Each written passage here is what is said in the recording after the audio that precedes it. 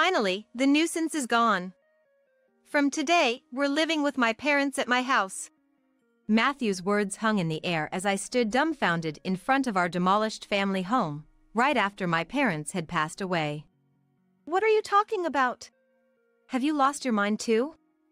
Hurry up and bring the inheritance over to my place. I couldn't help but burst into laughter at his words. I see. So that's what this was about. What? Why are you laughing? You guys don't know? Know what?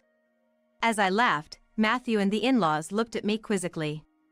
It was then that I decided to tell them the truth. My name is Madison.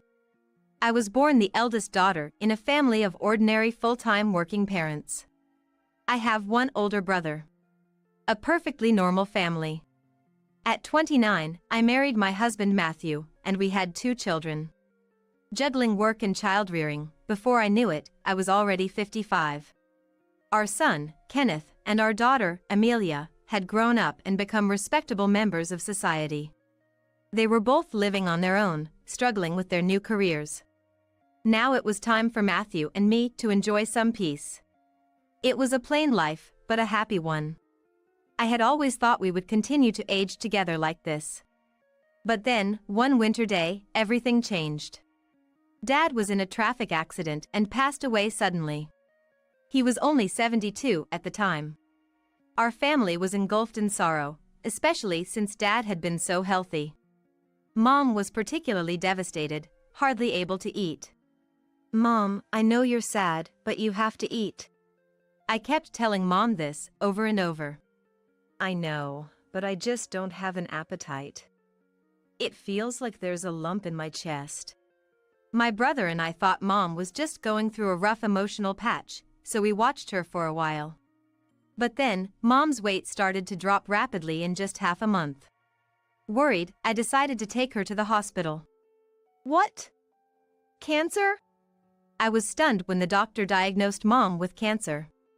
It was advanced and inoperable, and she only had about a year left. I hadn't been able to do enough for my parents yet. Just when I thought we had only lost Dad, now Mom was going through this. I was even more devastated than when Dad passed away.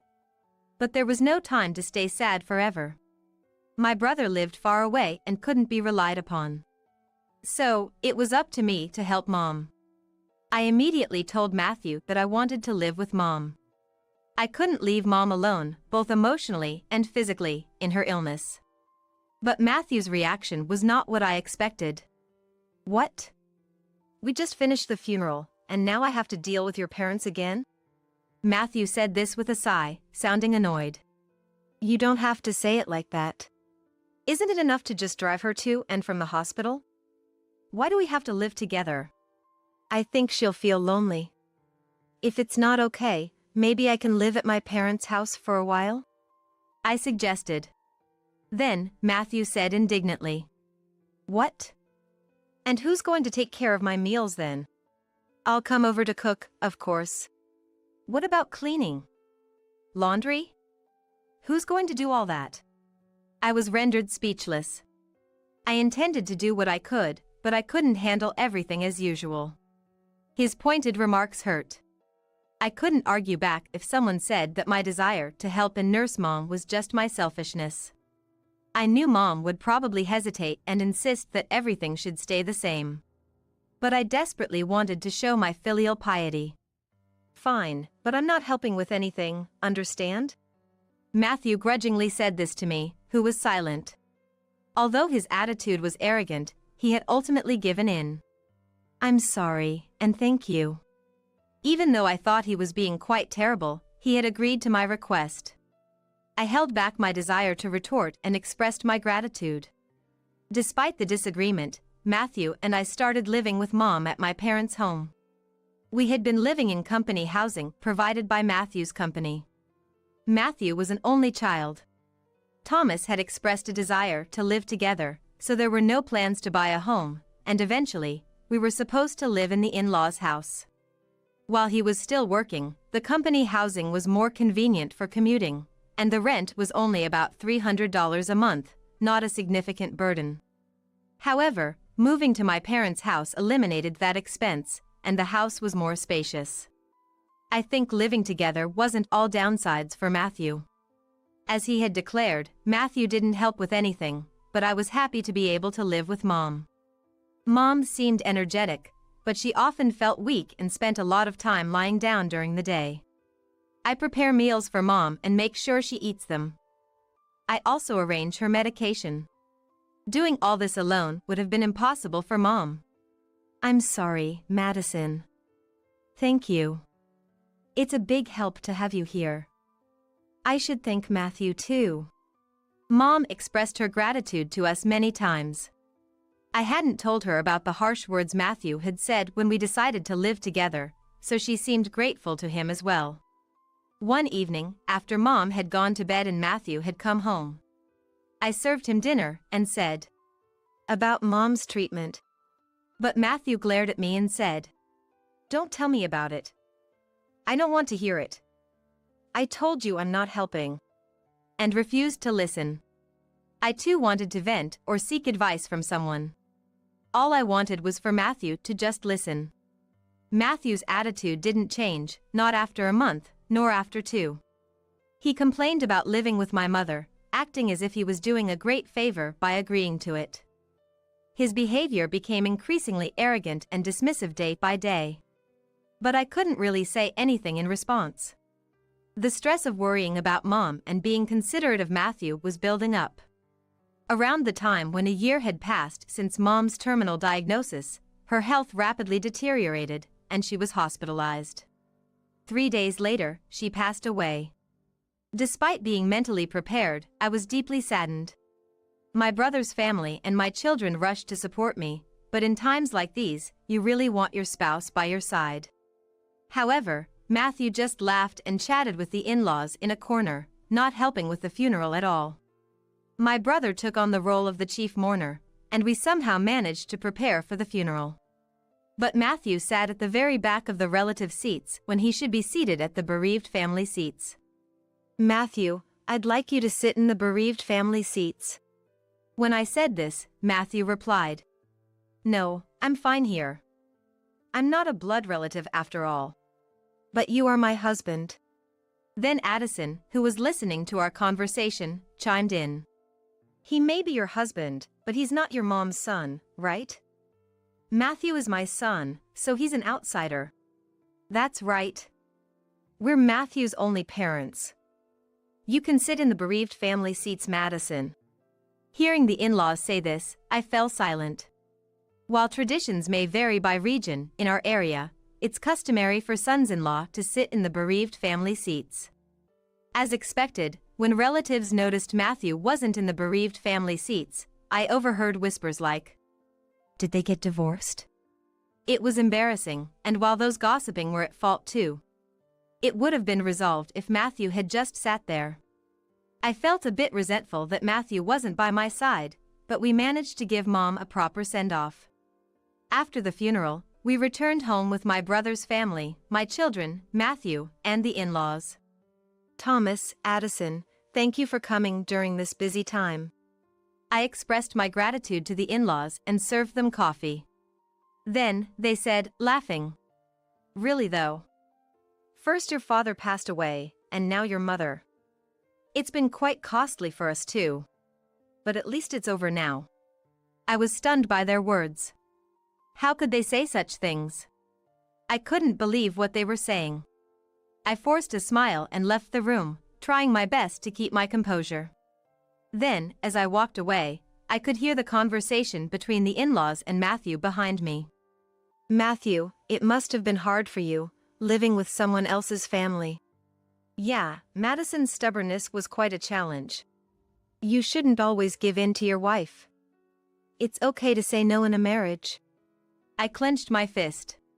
Their voices, chatting and laughing, filled me with anger and frustration, but this wasn't new.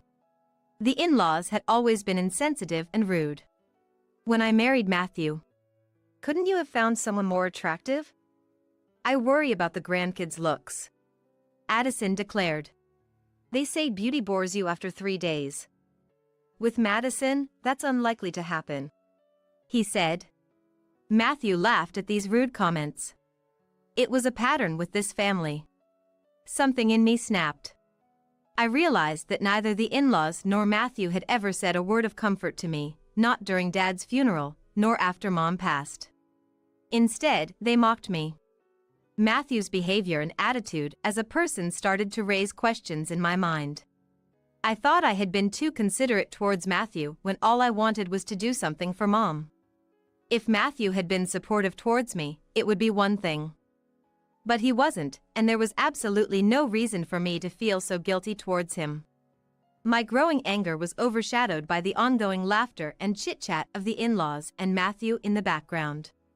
If my brother's family or the kids had overheard them, they would have been upset, but luckily, they were all in the kitchen. I was the only one who heard their conversation since I was in a different room, which was a relief. As I was contemplating all this, Addison's voice once again reached my ears. Madison. Yes? I turned to respond. Can I take this? Addison was holding Mom's handbag. I was perplexed, not understanding what was meant by that. Addison responded to me, saying, Your mom can't use it anymore, right? Matthew said it's okay to take it. Addison was examining the bag as if appraising it. It was so disrespectful, especially right after the funeral. I took the bag away. No, you can't. Huh? Her expression changed, showing not just anger about having the bag taken away, but also that I, her daughter-in-law, had dared to stand up to her. Despite the intensity of her expression, I stood my ground and responded with equal determination. We're not ready to go through Mom's belongings yet. We'll divide her things among family members later.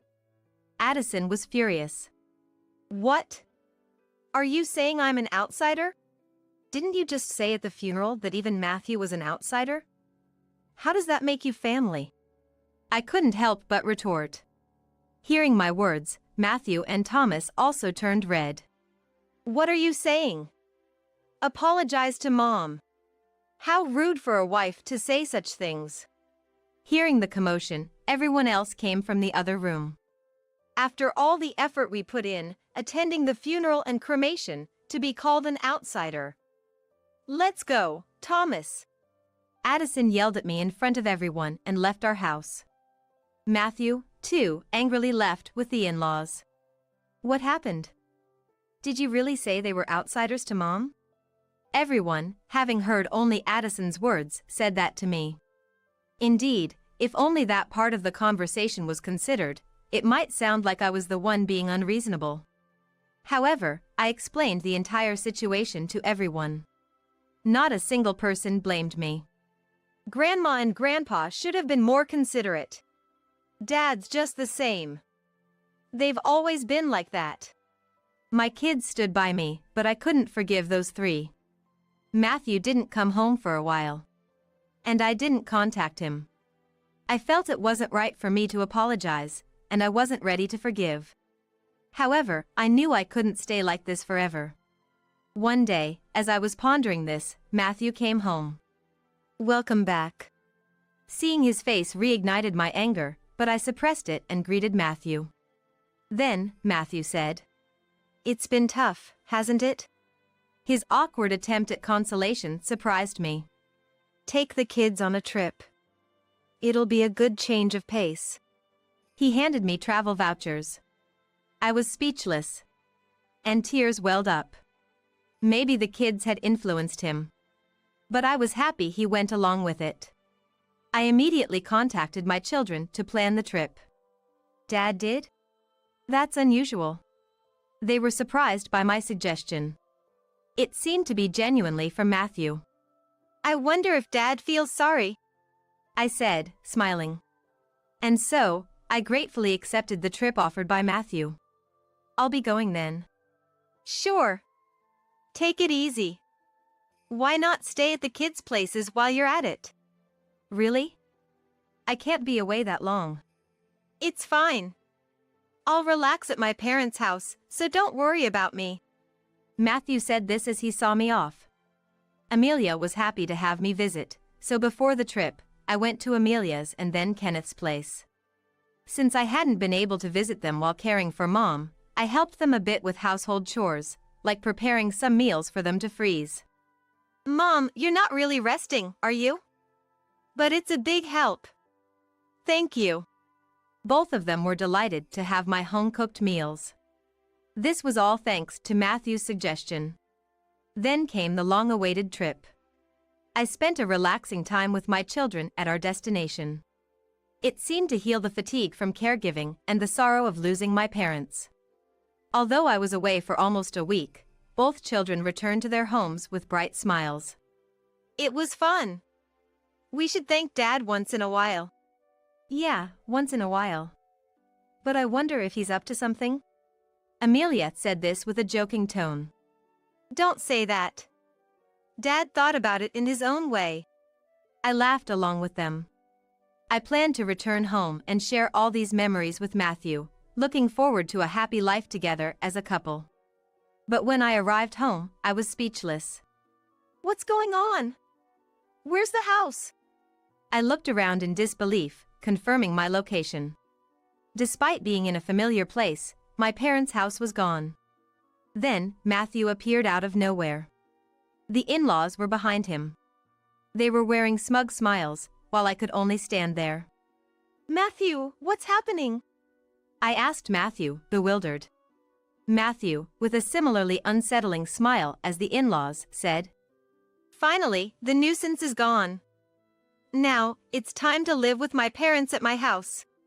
What are you talking about? I replied calmly to Matthew's arrogant statement. Then, Matthew continued. Have you lost your mind too? Your family home has been demolished. Hurry up and bring your inheritance to my place. Whatever you inherited is ours now. I realized then. The reason our house was gone was Matthew's doing, and it was all for the inheritance. Despite having thought about the future on my way home, what a betrayal it was. I was overwhelmed with frustration and sadness. But even if they went to the lengths of demolishing the house, they wouldn't get their way. I wouldn't let them. I burst into laughter at the faces of the three, who were still sporting their smug smiles. My laughter seemed to confuse Thomas and Matthew, leaving them looking bewildered. What? Why are you laughing? What a weird woman. Has she gone crazy? Addison looked at me as if I were something bizarre. I faced the three of them and said, You guys don't know? Know what? I then told Matthew. I didn't inherit anything at all. So there's no inheritance. I started laughing again after saying this. They must have mistakenly thought they would become rich from the inheritance. Their baseless assumptions and actions were so ludicrous, I couldn't stop laughing. What do you mean? Explain yourself. Matthew demanded an explanation. But I chose to remain silent. I saw no need to enlighten them. Before that, let me say this. I won't live with strangers. If you want to live together, do it on your own. Instead of answering Matthew's question and refusing his initial proposal, Addison erupted in anger. You helped your own parents with their housework, but you can't help us? You do understand there was a reason for that, right? I agreed to live together, didn't I? I said it wasn't necessary for us to live together. Have you forgotten that you chose to live together just to avoid housework? Matthew and Addison bit their lips as I countered their arguments. And demolishing my family home without permission, there are things you just don't do. I reprimanded the three of them. And then left the place. Behind me, Matthew called out. Where are you going? His voice rang out. But I didn't turn back. I needed to find a place to sleep for the night, and I really didn't want to see Matthew's face.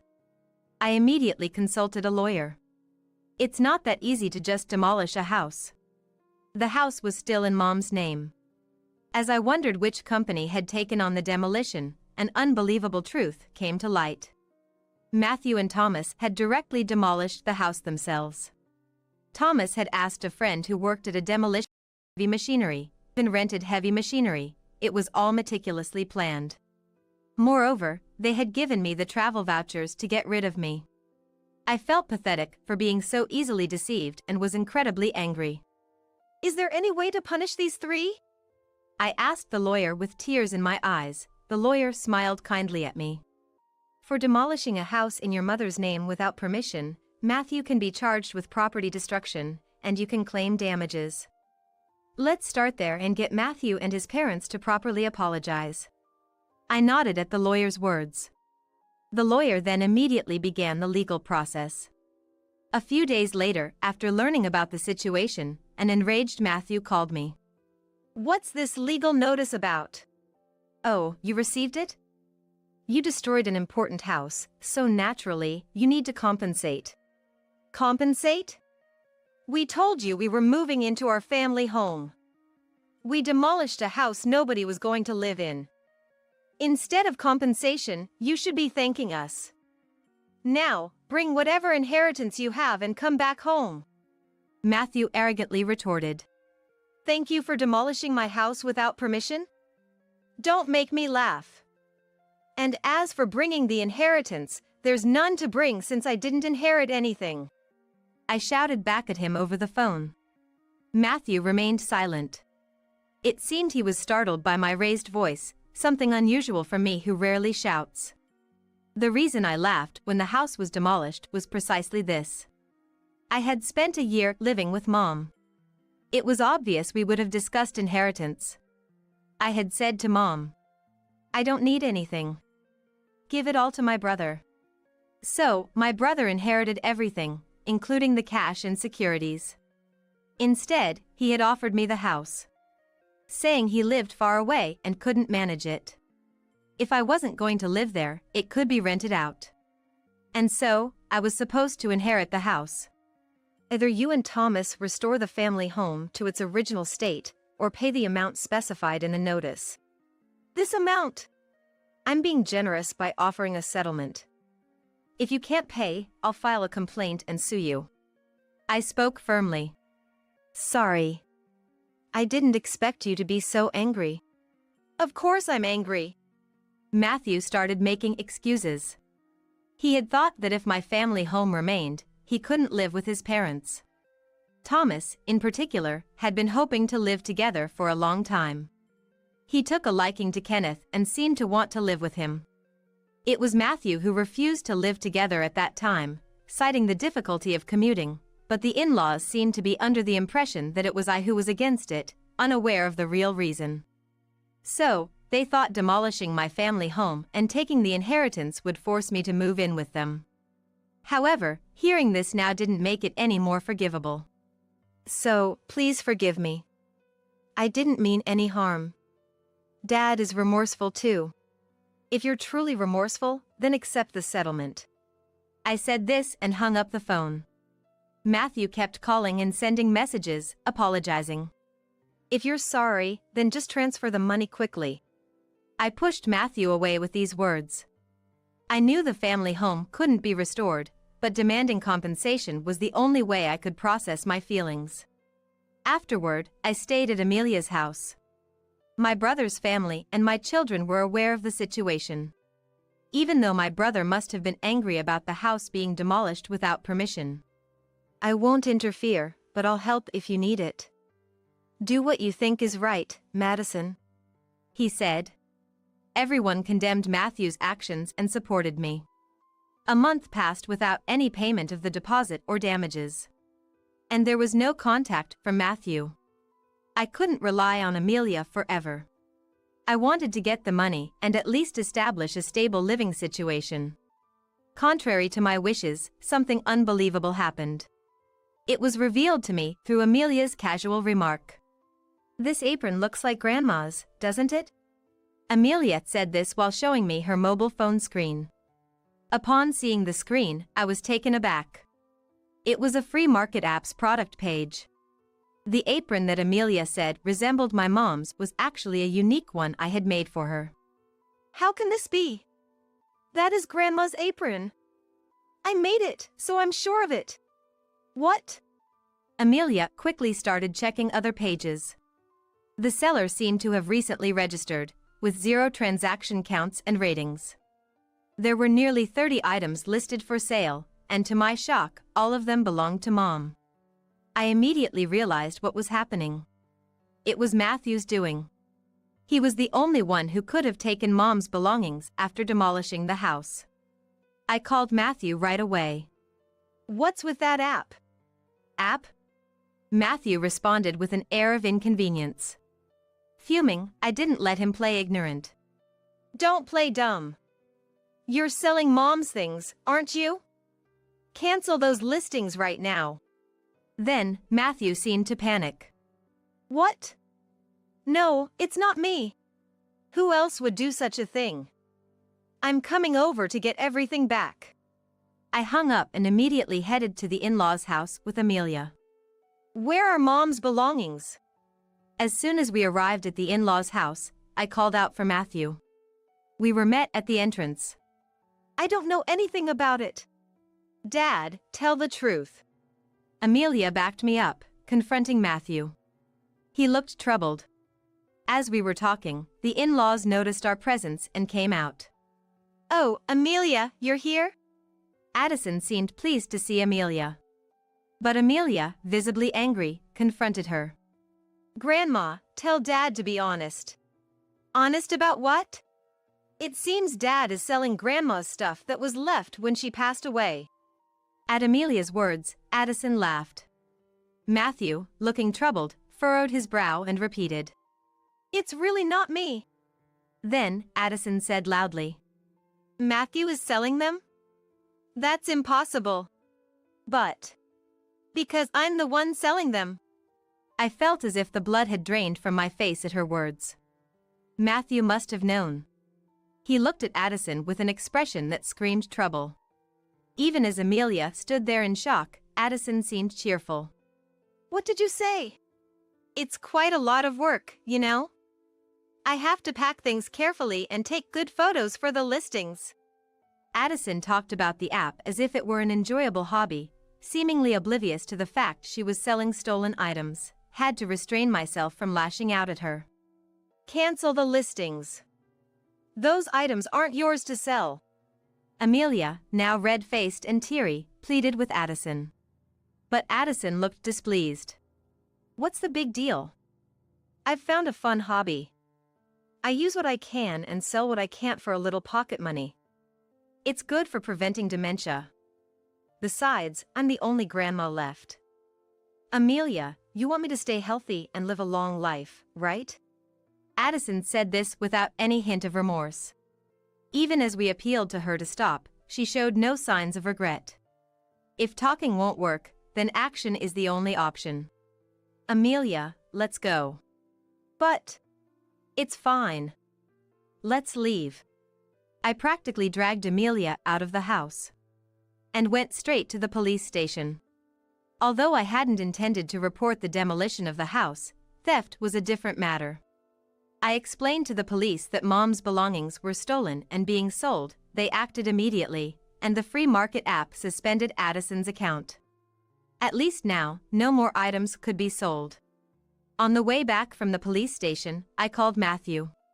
I had Addison's account suspended. You knew about this, right? That makes you complicit. No, I've filed a report with the police. I expect you to cooperate with the investigation.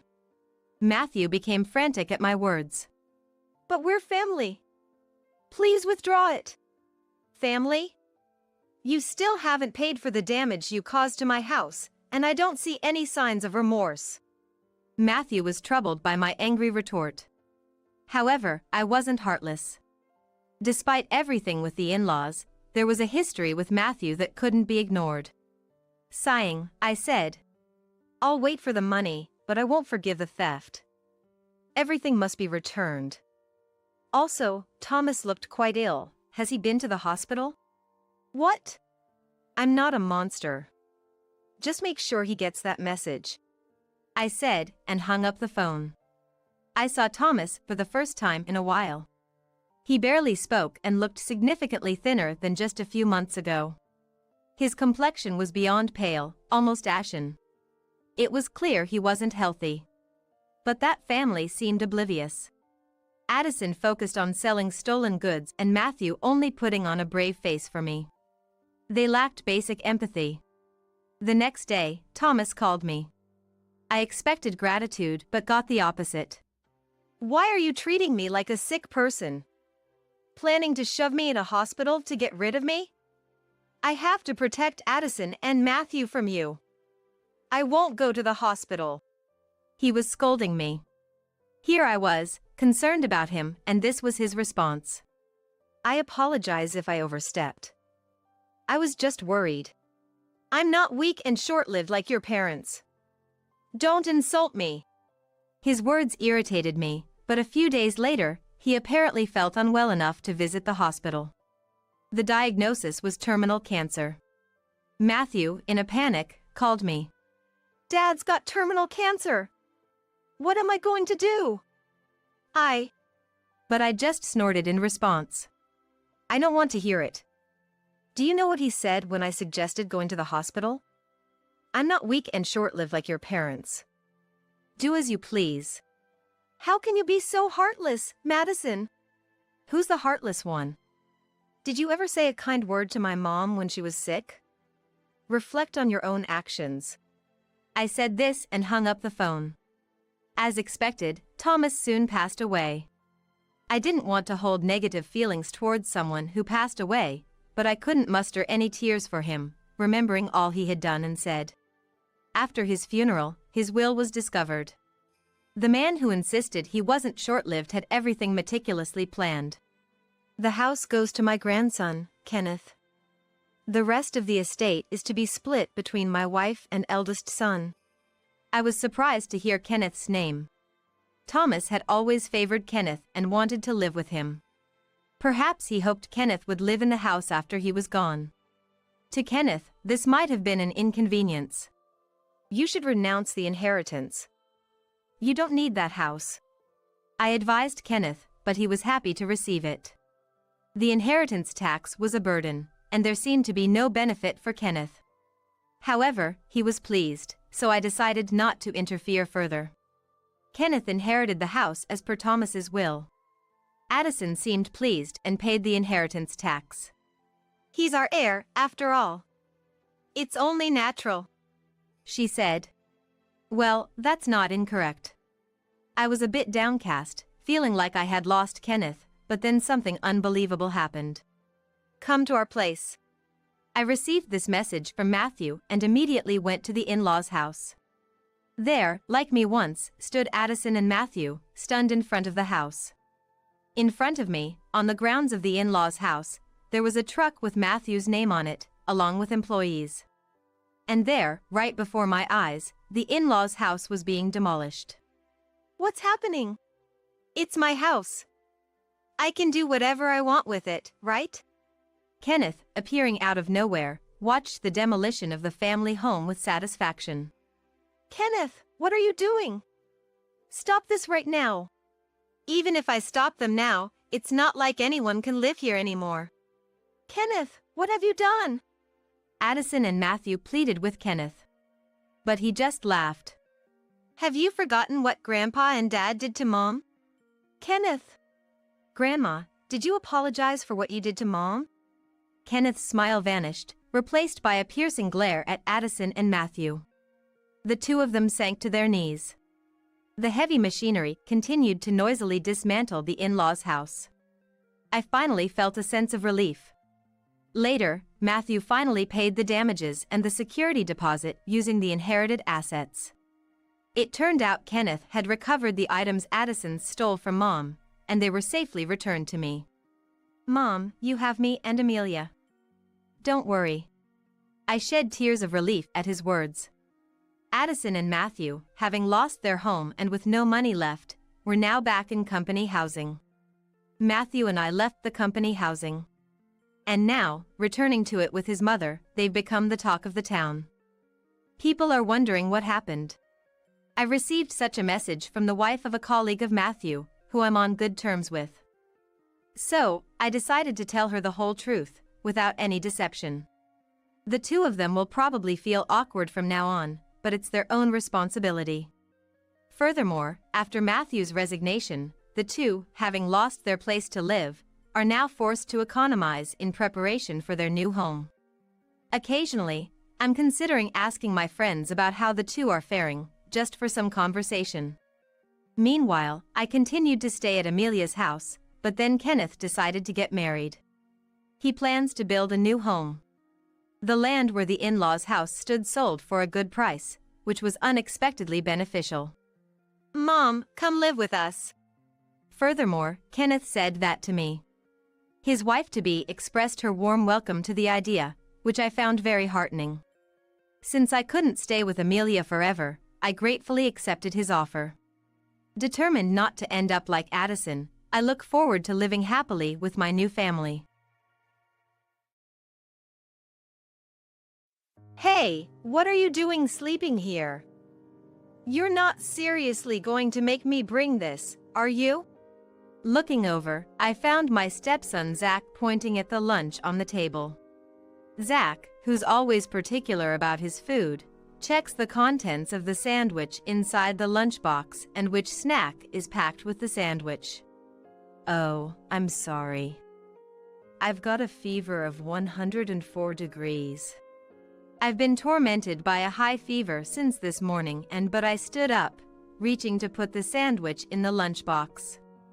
However, Zach roughly brushed the sandwich aside with his hand. Hey, why would you do that? Though I was suffering from the fever, I raised my voice. Then, Zach's face suddenly flushed with anger and started to tremble. He grabbed the vase from the table and threw it at me with all his might. "Your dad's parasite, don't you dare slack off at home." As Zach, my husband Ashton's son from his previous marriage, grew up, his attitude towards me worsened. But this was the first time he went this far. I staggered but managed to dodge the vase thrown by Zach. He must have been really upset to be scolded by me. I can't forgive him, but I'm too sick to deal with Zach right now. I feel like I could collapse at any moment because I'm feeling so unwell. Enough is enough. Suddenly, I hear a shout from behind me. It's unmistakably Ashton's voice, and I thought the scolding was directed at me. I had told Ashton about feeling unwell last night. It's too much, just because lunch was only a simple sandwich. When I timidly turn around, there stood Ashton. Looking furious like never before, his shoulders shaking with anger. At Ashton's feet lay the shattered pieces of the vase thrown by Zach, wetting the floor. Zach looks at me with a serves-you-right expression upon Ashton's entrance. Just as Zach starts to smirk and opens his mouth, an unexpected word comes out of Ashton's mouth. "My name is Tracy. I'm a 49-year-old housewife. I married my current husband Ashton when I was 42. It was my first marriage, but for Ashton, this was his second. I met Ashton at my previous job. I was doing clerical work at the company, and Ashton, who frequently visited as a salesman, became an acquaintance. I've always been shy around people, but as I talked with Ashton, who was serious and honest, I was drawn to his character. Ashton had a son from his previous marriage. I was surprised when I learned that such a serious person had been married before. Could it be that even for someone like him, a marriage could fail? That's what I initially thought, but after hearing the details from Ashton, I felt sympathy. Ashton's ex-wife was quite the partier, and the divorce was caused by her infidelity. Even though he knew about her bad habits during their relationship, Ashton believed they would change. However, no matter how hard Ashton tried, the outcome didn't change. Despite saying "I won't do it again," his ex-wife cheated repeatedly. Even after their son was born, her bad habits didn't stop, and Ashton finally decided to divorce. He couldn't leave his son with such a mother, a tough decision indeed. Ashton dearly loved the son he had with his ex-wife, who he used to be deeply in love with. The son's name is Zach, and he's now 21 years old, attending college. Though there's no blood relation between me and him, he became my son when I married Ashton. I had been introduced to Zach several times during our dating period. The first time I met Zach, he was 10 years old. Since it was a very sensitive issue, Ashton and I took our time to talk to Zach about it. No matter how much we loved each other, if Zach rejected us, that would be it. Being a primary school student, it was difficult for him to understand everything. To be honest, it didn't seem like it was such an important matter to Zach. Without any rejection, Zach became my son. However, once we started living together, Zach's troubles became apparent. Ashton is a businessman working in sales at a major insurance company. He's serious by nature and has been raising Zach alone since his divorce from his ex-wife. While raising a child, he also managed to do his job well at the company, eventually becoming an executive. Ashton worked hard for Zach's sake, ensuring that Zach could live a life without experiencing any misfortune. But raising a child alone has its limits, even for a father. After work, it often got late, or I ended up leaving Zach alone. Though my parents-in-law live not too far away, Ashton, being the serious type, didn't like relying too much on them. That inevitably led to him being overly indulgent with Zach. He compensated for not being able to spend much time with him by buying him various things and spoiling him. Seeing this, Zach grew cunning. He knew that by acting good in front of Dad, he could get anything he wanted. He became increasingly adept at committing misdeeds without the adults around him noticing. That was precisely how he was acting when I first met Ashton. For Zach, my presence was nothing but an annoyance. He probably thought that having a new mother figure would take away his freedom. Yet, he didn't oppose our marriage because he saw me as an outlet for his stress. Even as a child, he exploited my delicate position. Before we were married, I was a guest, and Ashton prioritized me. But once married, we were family. Zach understood this too well, knowing that Ashton would put his blood-related son first. Whose words would Ashton believe first, mine or Zach's? Once the three of us started living together, Zach's attitude towards me changed drastically, and the harassment began. I was prepared for some rebellion from a boy in elementary school, but since Dad's feeding you, it's only natural you take care of me, right? What I say goes, so get used to it. The first time Zach said such abusive words to me, I was furious. Those aren't words a child should say to a parent, and it shouldn't be allowed. Zach, do you understand what you just said? Even if it was a joke, there are things you shouldn't say. Think about why Mom is angry. Zach listened to my words with a smirking face. Rather, he seemed to enjoy being scolded. It was eerie to see Zach smirking through my serious scolding. He understood his position as a stepson and how we might be seen by society. Having had little to do with children before, I was appalled by how cunning he was. I never imagined a child could say such things. That night, when Ashton came home, I told him about the incident with Zach. The unnaturally mature behavior, the abusive words towards me. I was nearly in a panic, but made sure to convey everything to Ashton. However, contrary to my feelings, Ashton's thoughts were exactly as Zach predicted. Zach said that to you? No way. Aren't you exaggerating a bit? Zach isn't the kind of child to say such things. Ashton didn't take my report seriously and refused to believe Zach's abusive words. No matter how much I insisted, Ashton's reaction didn't change. On the contrary, he was irritated by my persistence. Tracy just doesn't like Zach because he's not her real son, he implied without saying it outright, but it was apparent in his actions. Let's drop this subject. You used to care so much about Zach before we got married. I'm disappointed in you. Ashton said that inside deeply. I didn't want to hear such words from Ashton. Despite everything, I was seriously engaging with Zach. I no longer thought of him as someone else's child. But from Ashton's perspective, it seemed I was seen that way. Ashton's words crushed me. Saying any more would only worsen our relationship. I felt that and gave up on discussing about Zach any further. Zach, who had been watching secretly, grew confident from the situation. Dad really does believe in me, he concluded with deep conviction. Still, there were times when my patience ran out. If this continued, Zach would grow up to be a terrible adult. I was afraid of ruining my relationship with Ashton, but each time I scolded Zach and consulted Ashton. However, the result was always the same. I even directly asked Zach several times, but he dismissed it. I would never say such a thing to Mom, right? It must be a misunderstanding or you misheard. Maybe Mom just feels that I'm in the way. Zach exploited my position, using it to wedge himself into Ashton's affections.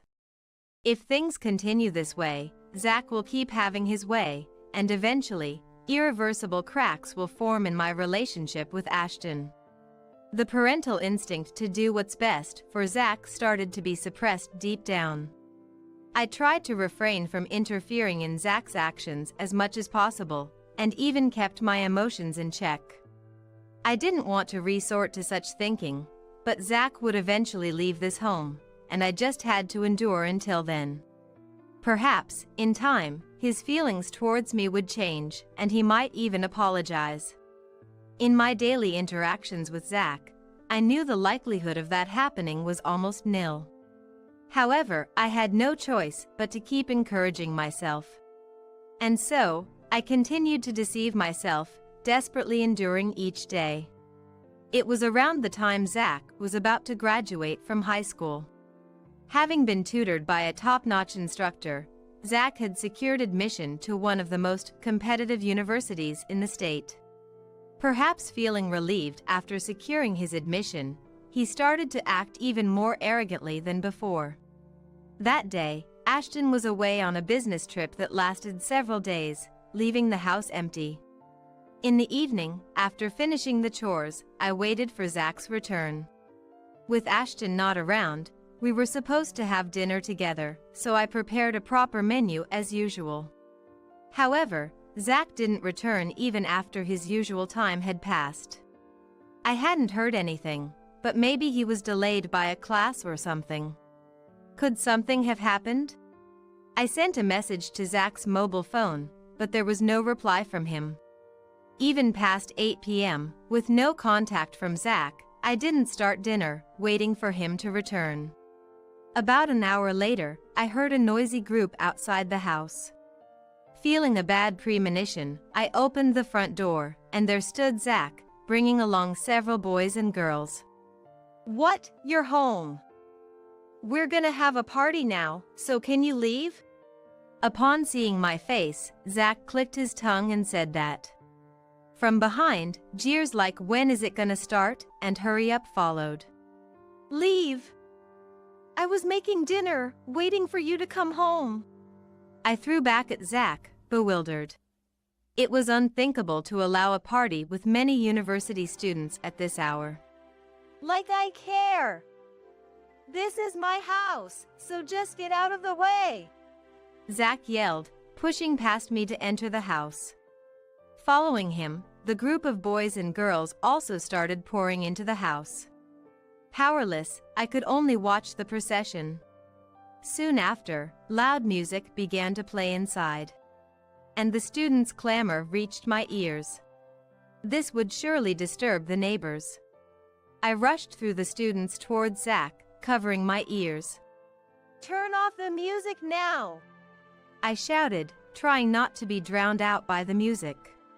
However, Zach deliberately ignored me, pretending not to hear. Overwhelmed by the students' fervor, I was helpless. I'm not sure how long it had been, but the sound of sirens began to mix with the loud music. Predictably, the sirens belonged to police officers, called by a neighbor's report. As the guardian, I received a stern warning, and Zach and his friends were ordered to disperse. I was just embarrassed and sorry for causing such a nuisance over something so trivial. While Zach had been meek in front of the officers, he started complaining to me once everyone had left. Who called the cops? Seriously, so annoying. The next day, when Ashton returned from his trip, I reported the incident and asked him to talk to Zach. You're not a child anymore. Act with the awareness of an adult and live without shame. Zach apologized to me sincerely after being lectured by Ashton. Later, Zach and Ashton went to apologize to the neighbors together. After receiving a good scolding from the neighbors, Zach returned home with tears in his eyes, seemingly having learned his lesson. I thought Zach had truly reflected and changed, but my hopes were soon dashed. One night, sometime after Zach started university, I was suddenly hit by a chill and measured my temperature with the thermometer. I had a slight fever. Although I had no symptoms of a cold, my body felt sluggish and my head wasn't clear. I told Ashton I would go to bed early, just to be safe, and went to sleep. The next morning, the alarm clock went off at 5 a.m. as usual so I could prepare Zach's lunch. Upon waking, I was hit by a severe headache, barely able to lift myself up. Somehow managing to get out of bed, I checked my temperature. 104 degrees, this was definitely bad. However, I felt I still had to prepare Zach's lunch. Clinging to tables and walls, I barely made it to the kitchen. In this condition, it was impossible to cook properly.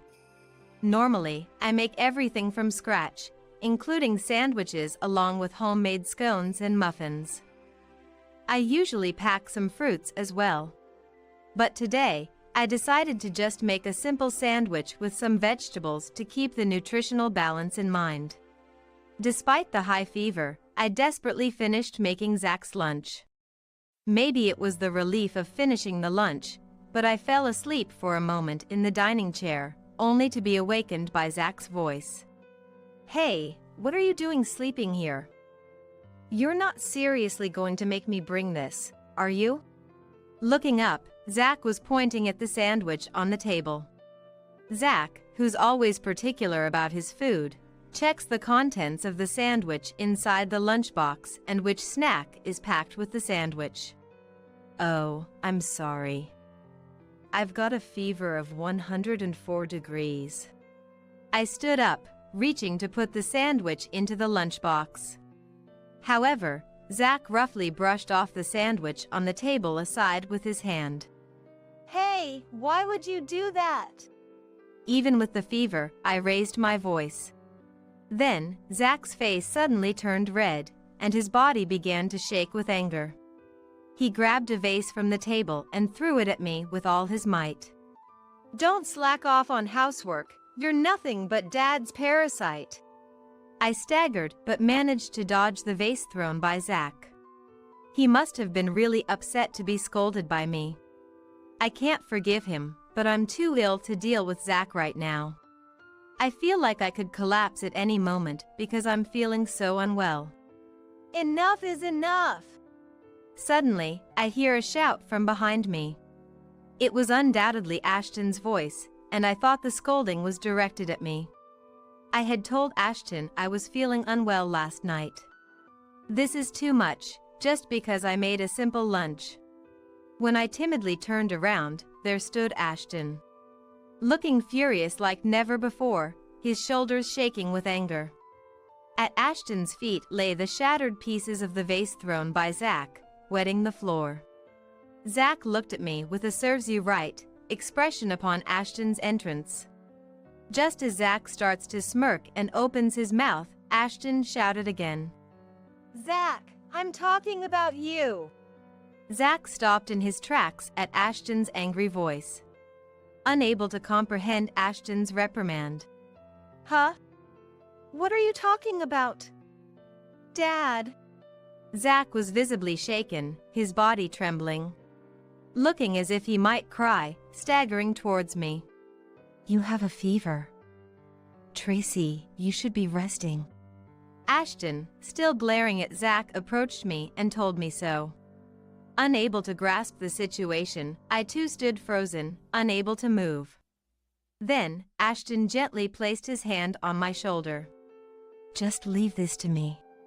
I cautiously looked up at Ashton's face and slowly nodded. There was no sign of resentment or anger in his gaze. If anything, his eyes conveyed regret and apology. Supported by Ashton, I managed to sit down on a nearby chair. While I sat down with Ashton's help, Zach, unable to hide his disturbance, was mouthing words as if wanting to say something. Thank you. After seating me, Ashton began to ignore Zach and started cleaning up the broken vase pieces scattered on the floor. After gathering the shards, he carefully wiped the wet floor and picked up the flowers that were miserably scattered around. The flowers I had bought had their petals scattered from being thrown. Ashton carefully placed a few flowers into a cup filled with water. During this time, Zach was so overwhelmed by the somber atmosphere that he couldn't say anything. He seemed to understand what was coming next. As Ashton turned back to face Zach, his eyes were again filled with fierce anger. You're no longer a child of this house. Do you understand what you've done to Mom? Ashton muttered sternly while glaring at Zach. The kitchen fell silent, with Ashton's heavy words echoing. Wait, Dad, what are you talking about? Stop with the bad jokes. They're not funny. Sensing Ashton's intention, Zach, though panicking, tried to respond jokingly. Pack your things and leave immediately. Ignoring Zach's remarks, Ashton said this quietly before placing his hand on my shoulder in shock. Come on, lie down in bed. I nodded silently and then went to the bedroom with Ashton's support. As I lay down, Ashton covered me with a blanket. I'm sorry for everything up to now. I sensed he was looking down on you, but I never imagined he was acting like that behind my back. Tracy, you kept quiet for his sake, didn't you? Ashton's voice trembled as he repeated "I'm sorry" several times. After you rest a bit, we'll go to the hospital. Ashton was visibly shaken and disturbed, but after a while, he said this and left the room. The kind words from Ashton, whom I thought would blame me, filled my heart. It wasn't just Zach he loved, he had been loving me properly as well. Ashton was struggling in his own way, watching over me. Despite the severe fever making my body ache, the pain was forgotten as a glimmer of hope started to shine in my heart. After Ashton took me to the hospital, the diagnosis was a high fever due to overwork. I was told to rest easy for a while, and then I started recuperating at home. When we returned home, Zach was still walking around with a big bag, seemingly in disbelief. He continued packing while watching Ashton, but Ashton didn't even look at Zach. After a while, Zach seemed to give up and left the house. He had become a university student. He could take care of himself, but I never imagined it would come to this. Zach will probably seek refuge with his grandparents or friends and return home once things settled down. Ashton's anger was way past normal. However, he wouldn't abandon his beloved son. I had naively thought so, but Ashton's resolution was far firmer than I imagined. As expected, Zach fled to his grandparents' house. He lied to his grandparents, saying Mom kicked me out, and managed to win their sympathy. Oh my! How terrible! I'll talk to Dad myself, so tell me everything that happened. Zach, thrilled at deceiving his grandparents, planned to use this opportunity to frame me.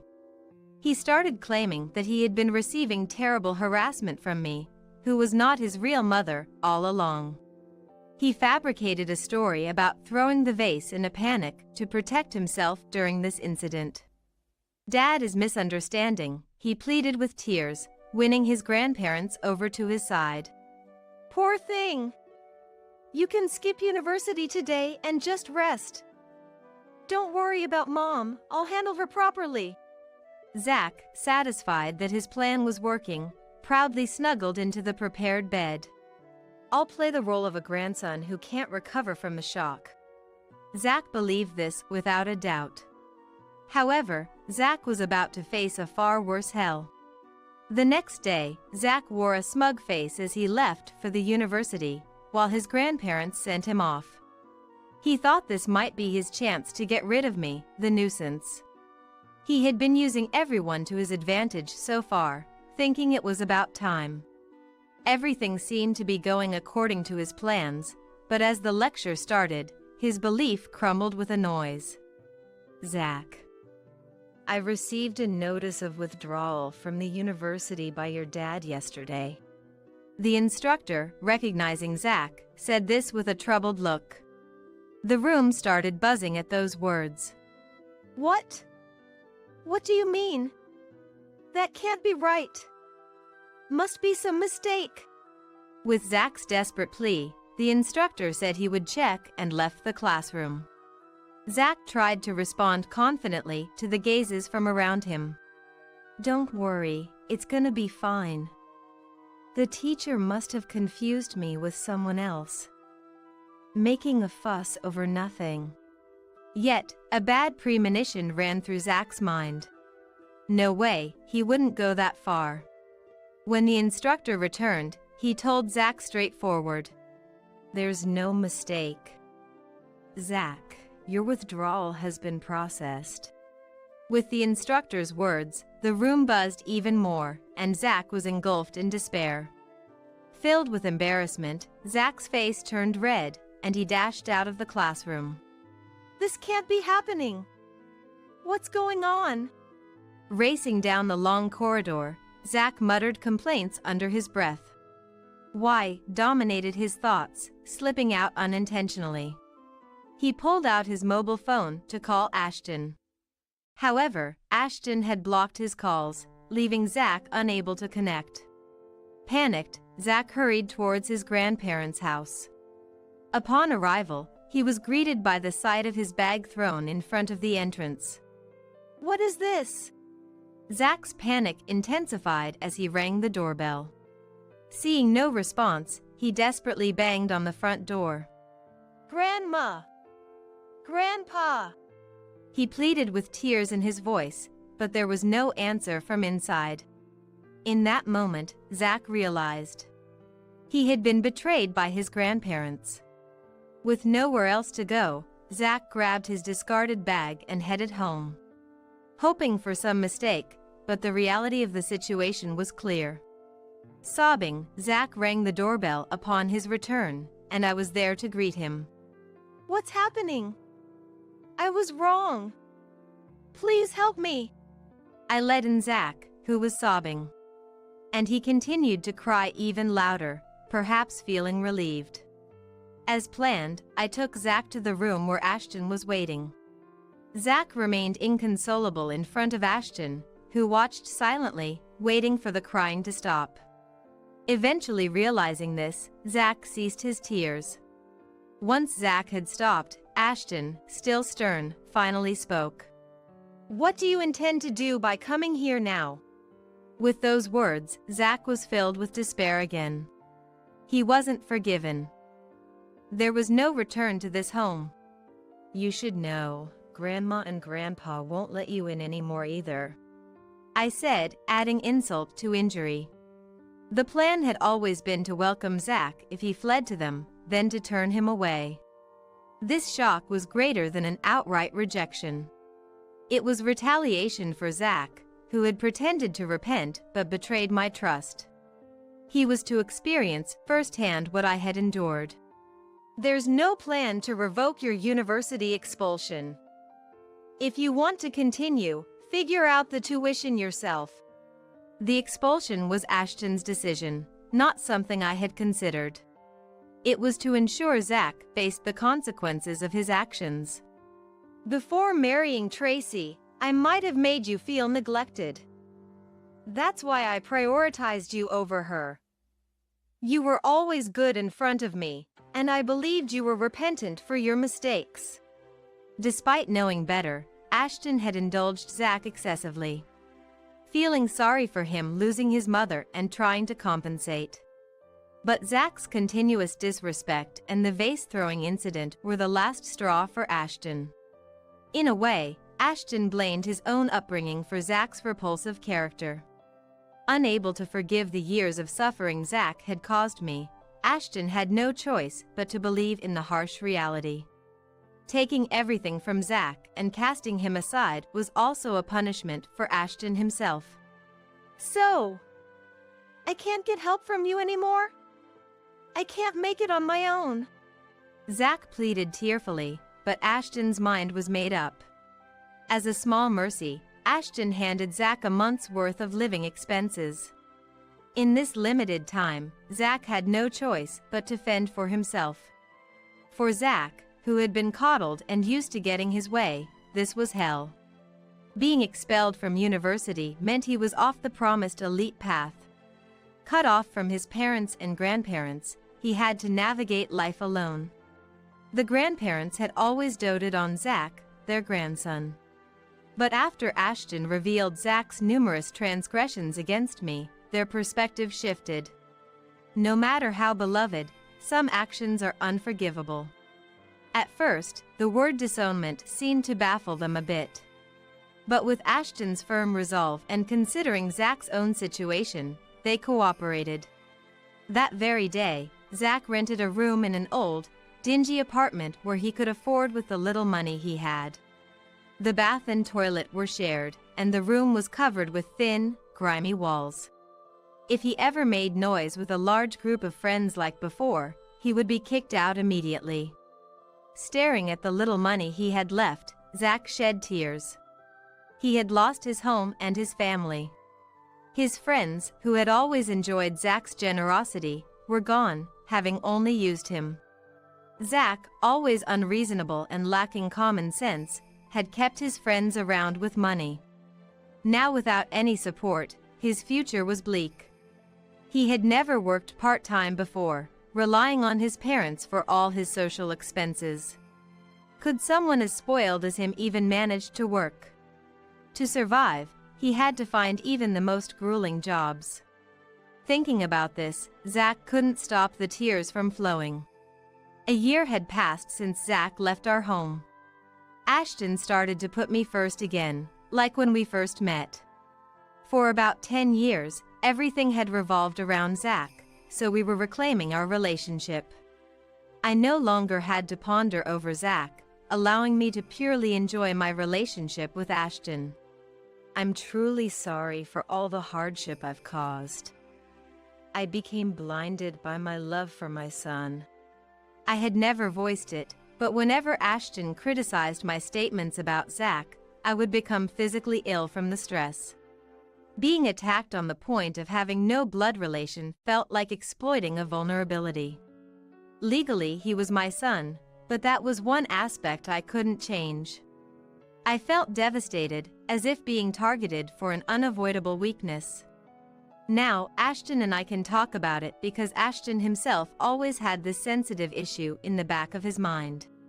Not in a bad way, but he had decided never to mention it to me. Knowing how much it troubled me, Ashton began apologizing whenever possible. Zach's departure seemed to have freed us from various entanglements. Whether he knew it or not, Zach started sending letters periodically. They weren't about wanting to mend our relationship, but rather updating us on his situation. Perhaps it was his way of apologizing. Since that day, he has been desperately looking for work, sustaining his days through manual labor.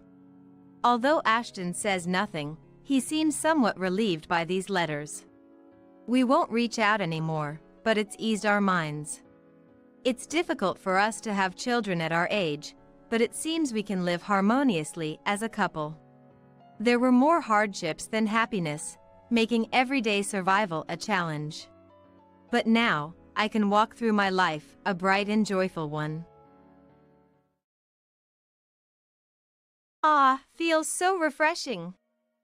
Revived. Ensley, my sister-in-law, as if it were the most natural thing in the world, came over to our place and sprawled out on the air-conditioned living room sofa, as usual. My daughter Mirinda, who was doing her homework, frowned in annoyance. Let's see. Haven't finished your summer project yet, have you? Ensley peered over at the summer plan. I remember those days. With summer projects, you never really know what to do, right? In that regard, Mirinda, I'm kinda envious of you. What do you mean? Mirinda asked, puzzled. Well, not many kids are born with such an interesting face like you. How about you compile something about that challenge of yours? LOL. It'd be easy, right? Mirinda was born with a rare condition called cleft lip and palate, which resulted in splits in her upper lip and palate. She had undergone numerous surgeries over the years, but more than anything, it was the stares from others that hurt her the most. The condition made her face asymmetrical from her mouth to her nose, and the ignorant stares were painfully sharp. Why am I the only one like this? Mirinda had tearfully asked before. I couldn't stay silent at Ensley's incredibly insensitive remark. Ensley.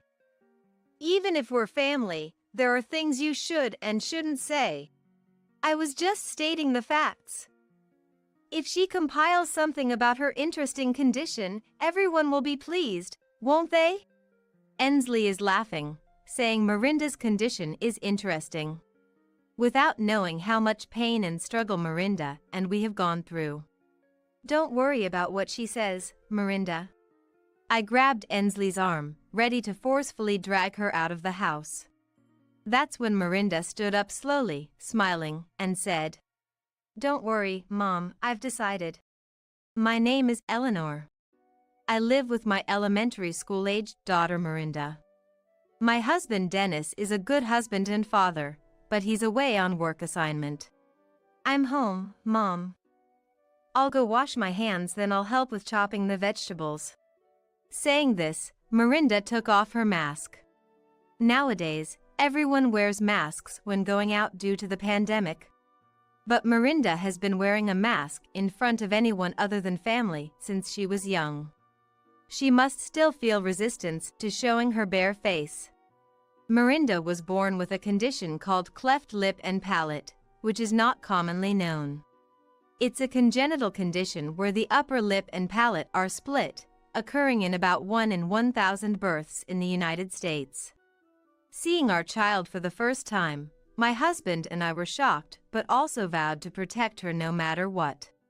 Cleft lip and palate requires several surgeries, and Mirinda's first surgery was just 2 months after she was born. Though the surgery closed her mouth, it didn't completely correct the distortion in her mouth and nose. Most people don't know much about this condition, which made me worried about how Mirinda would be perceived as she grew up. There would surely be times when Mirinda would get hurt.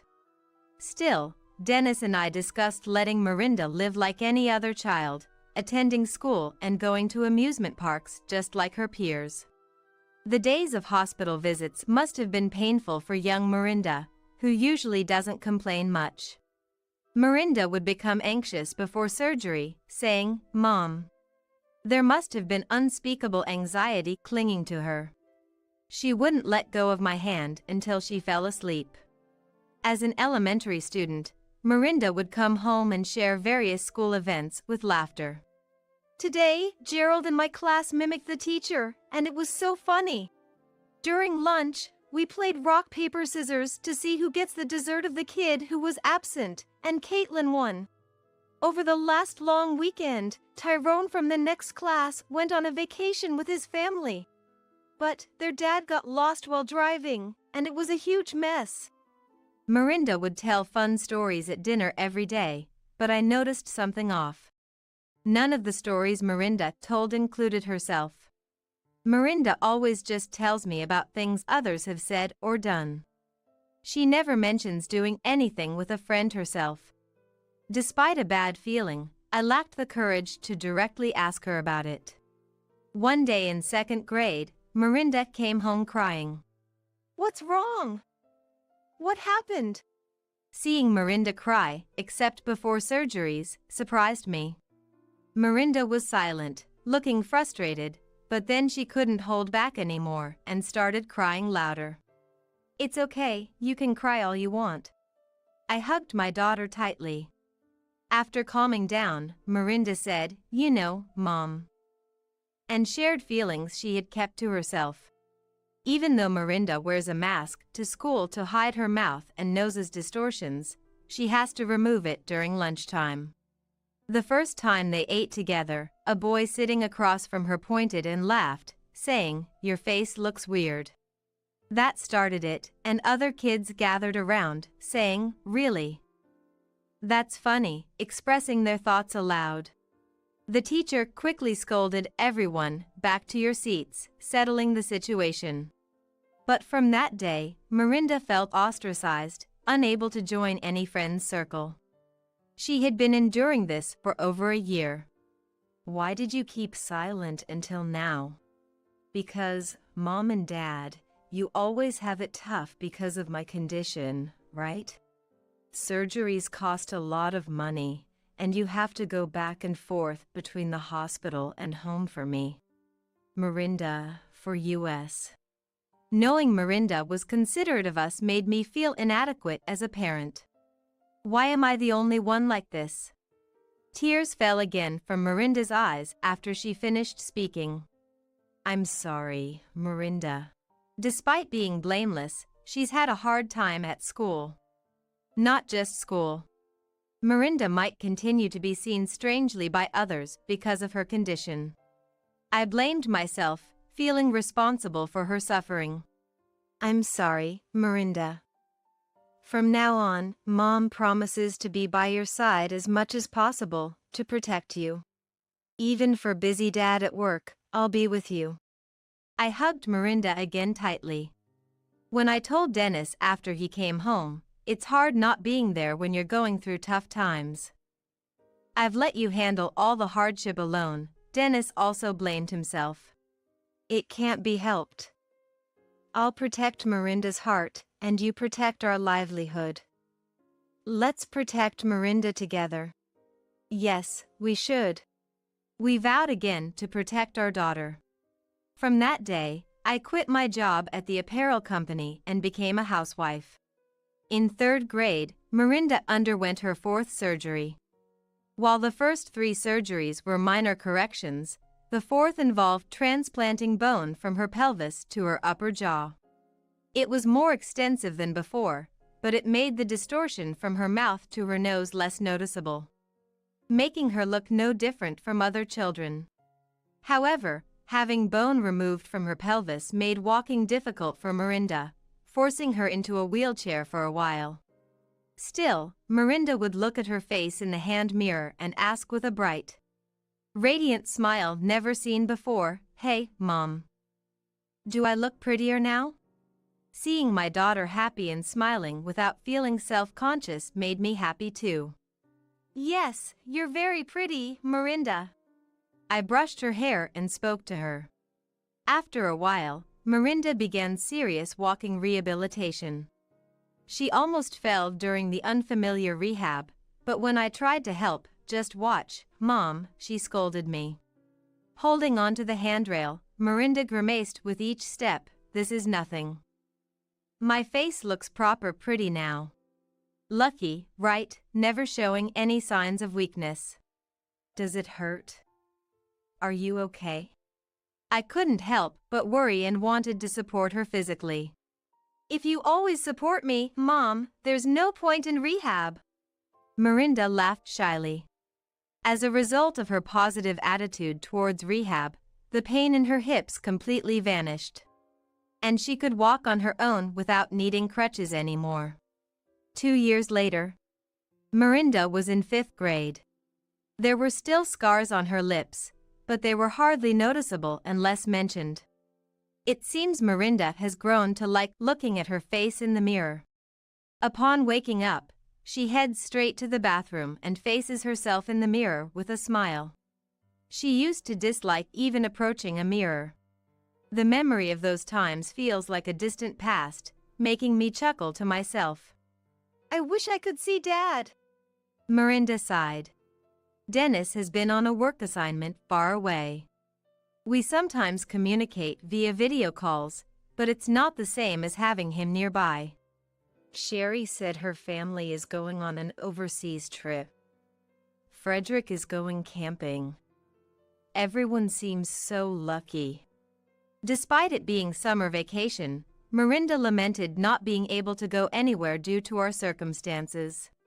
One day, while we were spending a holiday at home, the doorbell suddenly rang. "I'll get it." Mirinda stopped her summer homework in the living room and headed to the entrance, as I was busy with household chores and couldn't leave them. "What, Aunt again? You came back?" I could hear Mirinda's displeased voice. "How rude! You came back? I'm your aunt, after all.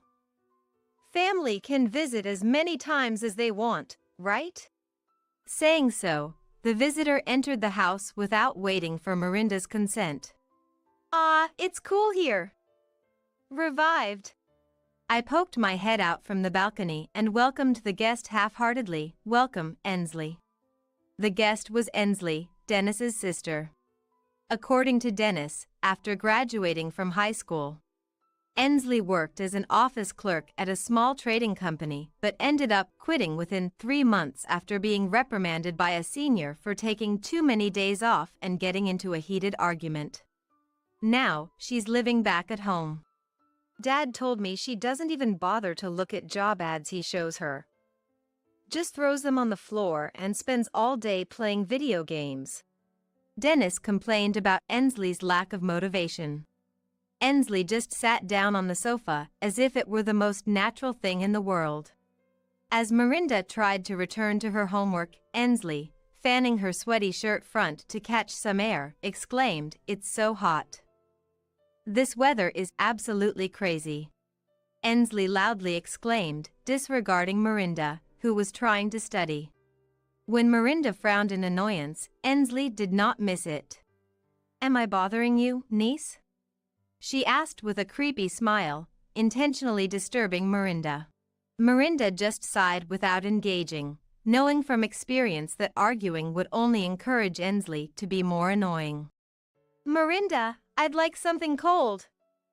Auntie's thirsty," Ensley said in a cloying voice and hugged Mirinda. "Please stay away, it's hot." Mirinda pushed Ensley away with a calm voice as she tried to lean on her, and Ensley clicked her tongue. "What's with you? No charm at all. Eleanor, don't you have something to drink?" I took out coffee from the fridge, poured it into a cup, and handed it to Ensley. "Could you keep it down a bit? Mirinda is studying." I admonished Ensley in a low voice, though I knew it was futile. "You know, I always wonder." Ensley looked around the room and poked Mirinda's cheek with her finger, asking, "Why doesn't Mirinda study in her own room?" Seeing Mirinda swat her hand away, Ensley laughed as if amused. "To save on electricity," Mirinda answered irritably. "Saving on electricity? So that's why you're scrimping? Mom isn't working, right? That's why you guys are poor." Mirinda slammed her hand on the table in frustration. "Don't compare me to someone who doesn't work despite being old enough. Are you talking about me?" "Wow, Mirinda, that's harsh." "Your mom doesn't work outside either. Always lazing around at home just like me, right?" "That's not true. Mom is busy being a housewife. She's always cooking, cleaning, doing laundry. There's a lot to do. She's not lazy like Aunt." Mirinda retorted with a firm stance. "Really? Even Mirinda is being cold to me? Listen, my parents are like, if you want to use the air conditioner so much, pay the high electricity bill yourself. Can you believe that? Living with family and they say that? It's your own fault for not working and just lazing around and playing in your room all the time." "Well, it's not like I can pay for that. Going to cafes costs money, department stores are far and a hassle. So in the end, the only place I can rely on is Miranda's house. Despite Miranda's reluctance, Ensley hugged her again. This is how Ensley would come over unannounced, trampling over our lives every time. Even though she's Dennis's sister, I couldn't bring myself to forcefully kick her out. When I consult Dennis, who's away on his own, he says, kick her out immediately. If it comes to it, calling the police is fine. But she's still family, and I couldn't bring myself to do that. Taking advantage of my inability to stand firm, Ensley has been getting increasingly bold lately. Anyway, Eleanor, you've got it easy, right? Because you can just play around at home every day. I'm not taking it easy at all. I snapped back at Ensley, irritated. After engaging more than I should have, I calmed down and realized I shouldn't have. Predictably, Ensley got even more encouraged. It's fine to slack off, right? Just buy whatever you like from the grocery store for meals, and for cleaning, just quickly tidy up the places that catch the eye. That's what I would do, LOL. She suggested I take shortcuts in my role as a housewife. Don't compare me with Aunt. Besides, it's annoying because of her I can't concentrate on my studies. Can you just go home? Mirinda protested strongly. Oh, scary. Ensley exaggeratedly shivered. So, Mirinda, what have you been studying? Should I help you? I might be able to teach you addition or subtraction. I've already learned that, thank you.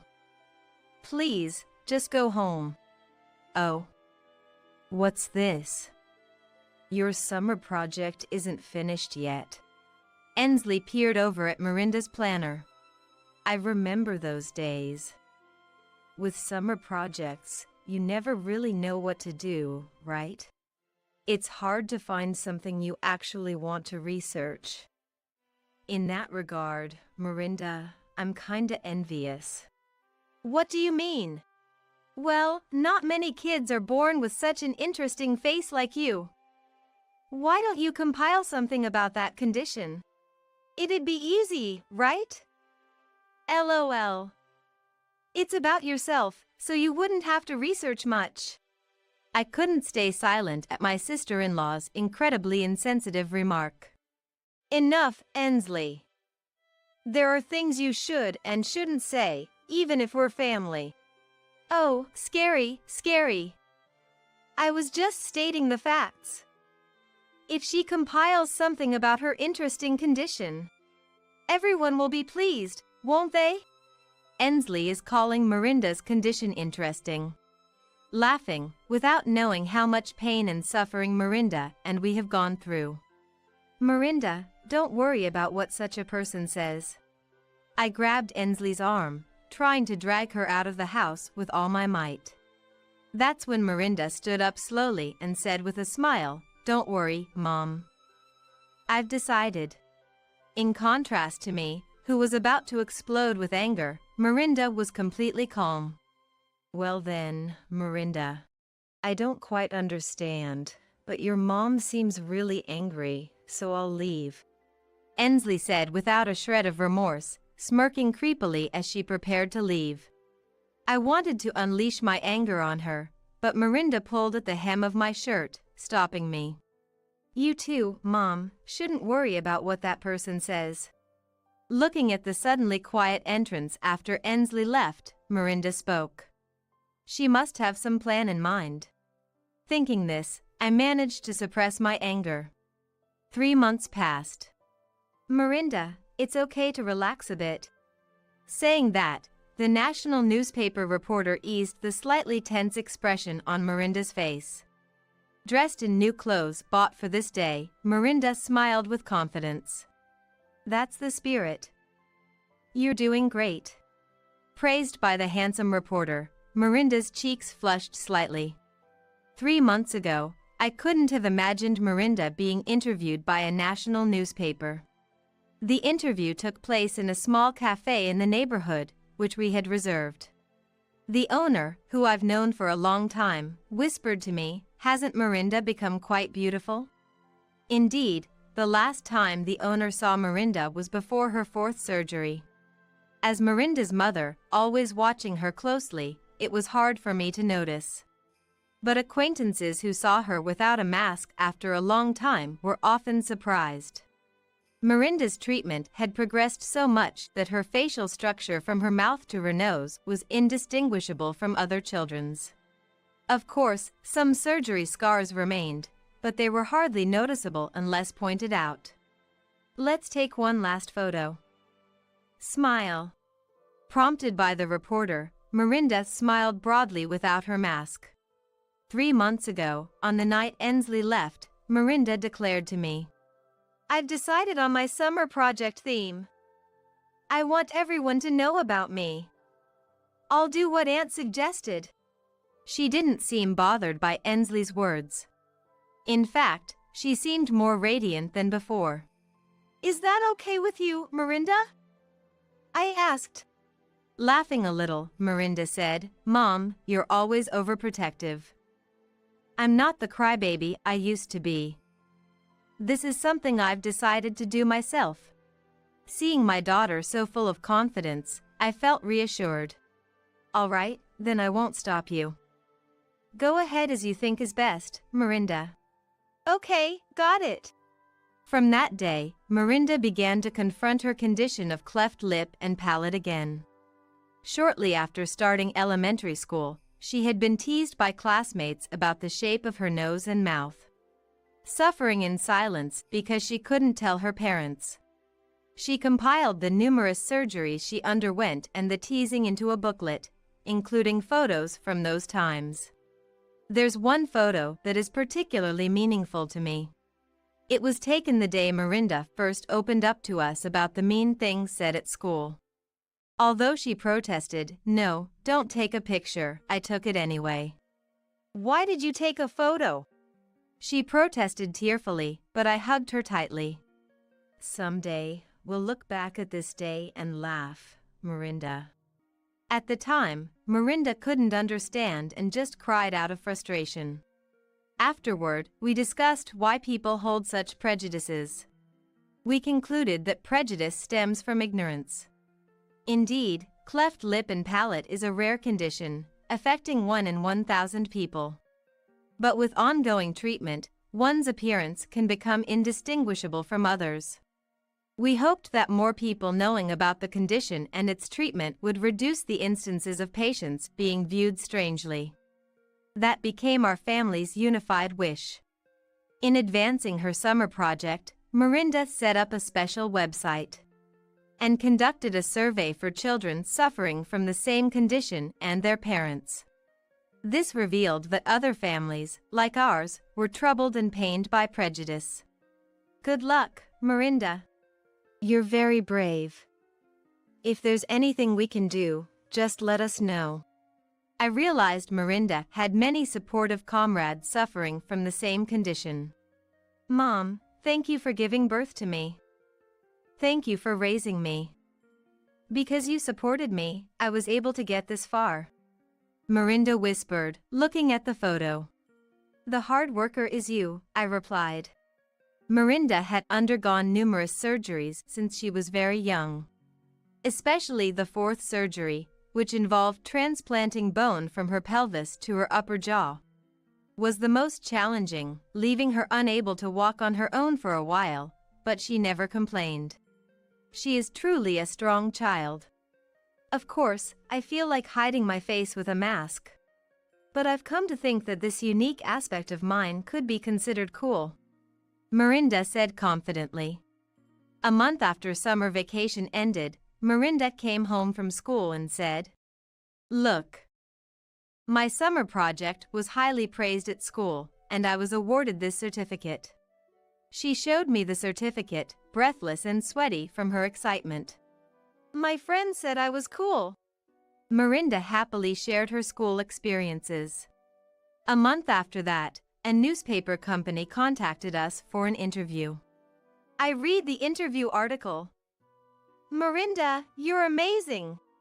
Mirinda's article was published in a national newspaper, catching the eye of Dennis, who was on a work assignment. He immediately video called us. If you were going to be published, you could have told me. I was just reading the newspaper when suddenly I see Miranda's face all over it. And I spit out the coffee I was drinking from surprise. It wouldn't have been fun if I told you beforehand. I wanted to see your reaction without saying anything first. So, I fell for the surprise, huh? Dennis laughed heartily over the video call. Miranda peeked out and said, "Are you happy to see your daughter's face after so long, Dad?" "Well, yes. But you really gathered courage to compile something about your condition, didn't you?" Then, Miranda's smile faded, and she answered seriously. I presented it because I wanted to reduce the number of people who, like Aunt, say hurtful things out of ignorance about diseases and disabilities. Ensley? Did she say something to you? We revealed the hurtful things Ensley had said to Miranda during her summer visit. That girl. Dennis sighed. "I'll give her a piece of my mind." The next day, we received a call from Mael. I read Miranda's article. It's amazing, Miranda. But I heard Ensley said terrible things. Dennis called me yesterday, and I was shocked. Luke is furious. He's been saying he won't forgive Ensley since yesterday. I'm worried his blood pressure might go up. But Ensley really is trouble, Mael said, promising to make Ensley apologize soon. A few days later, Ensley came to visit as promised. Are you there? If you are, come out already. She banged on the door so hard I worried it might break, not seeming like she came to apologize, but rather irritated. When I went to answer, there stood Ensley, looking devilish.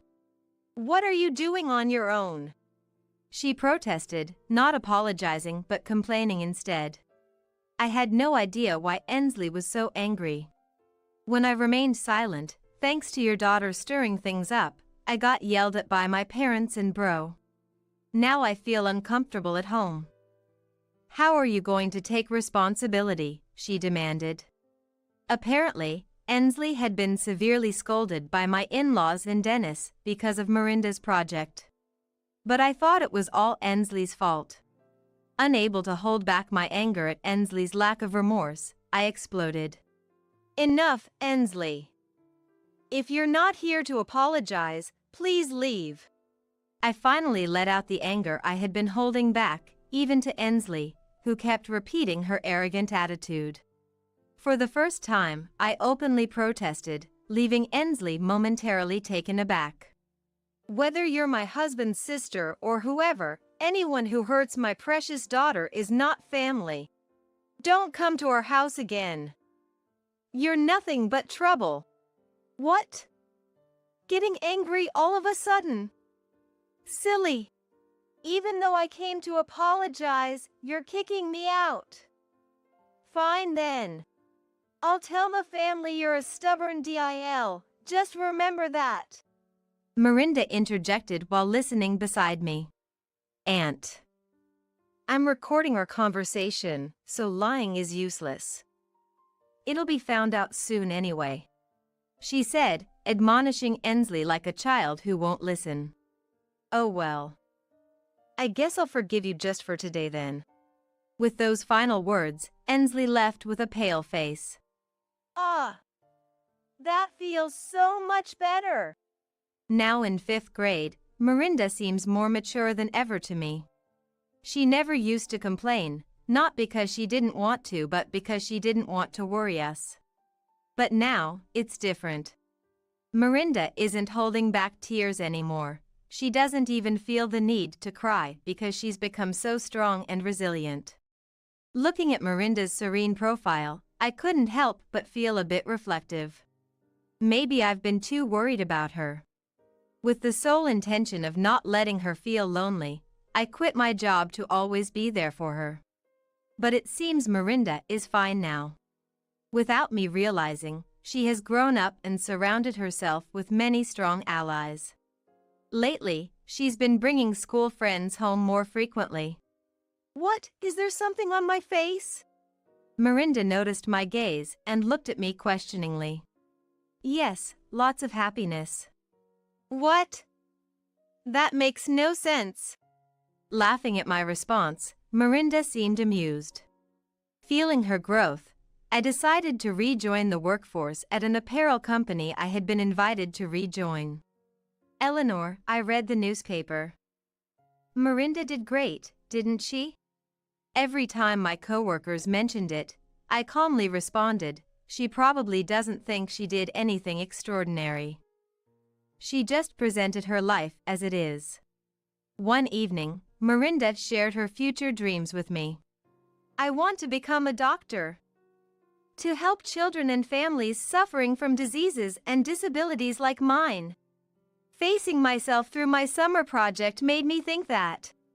And I've been thinking lately, there are people who can't run fast, those who struggle with studies. Tall people, short people. My condition is just another trait among those.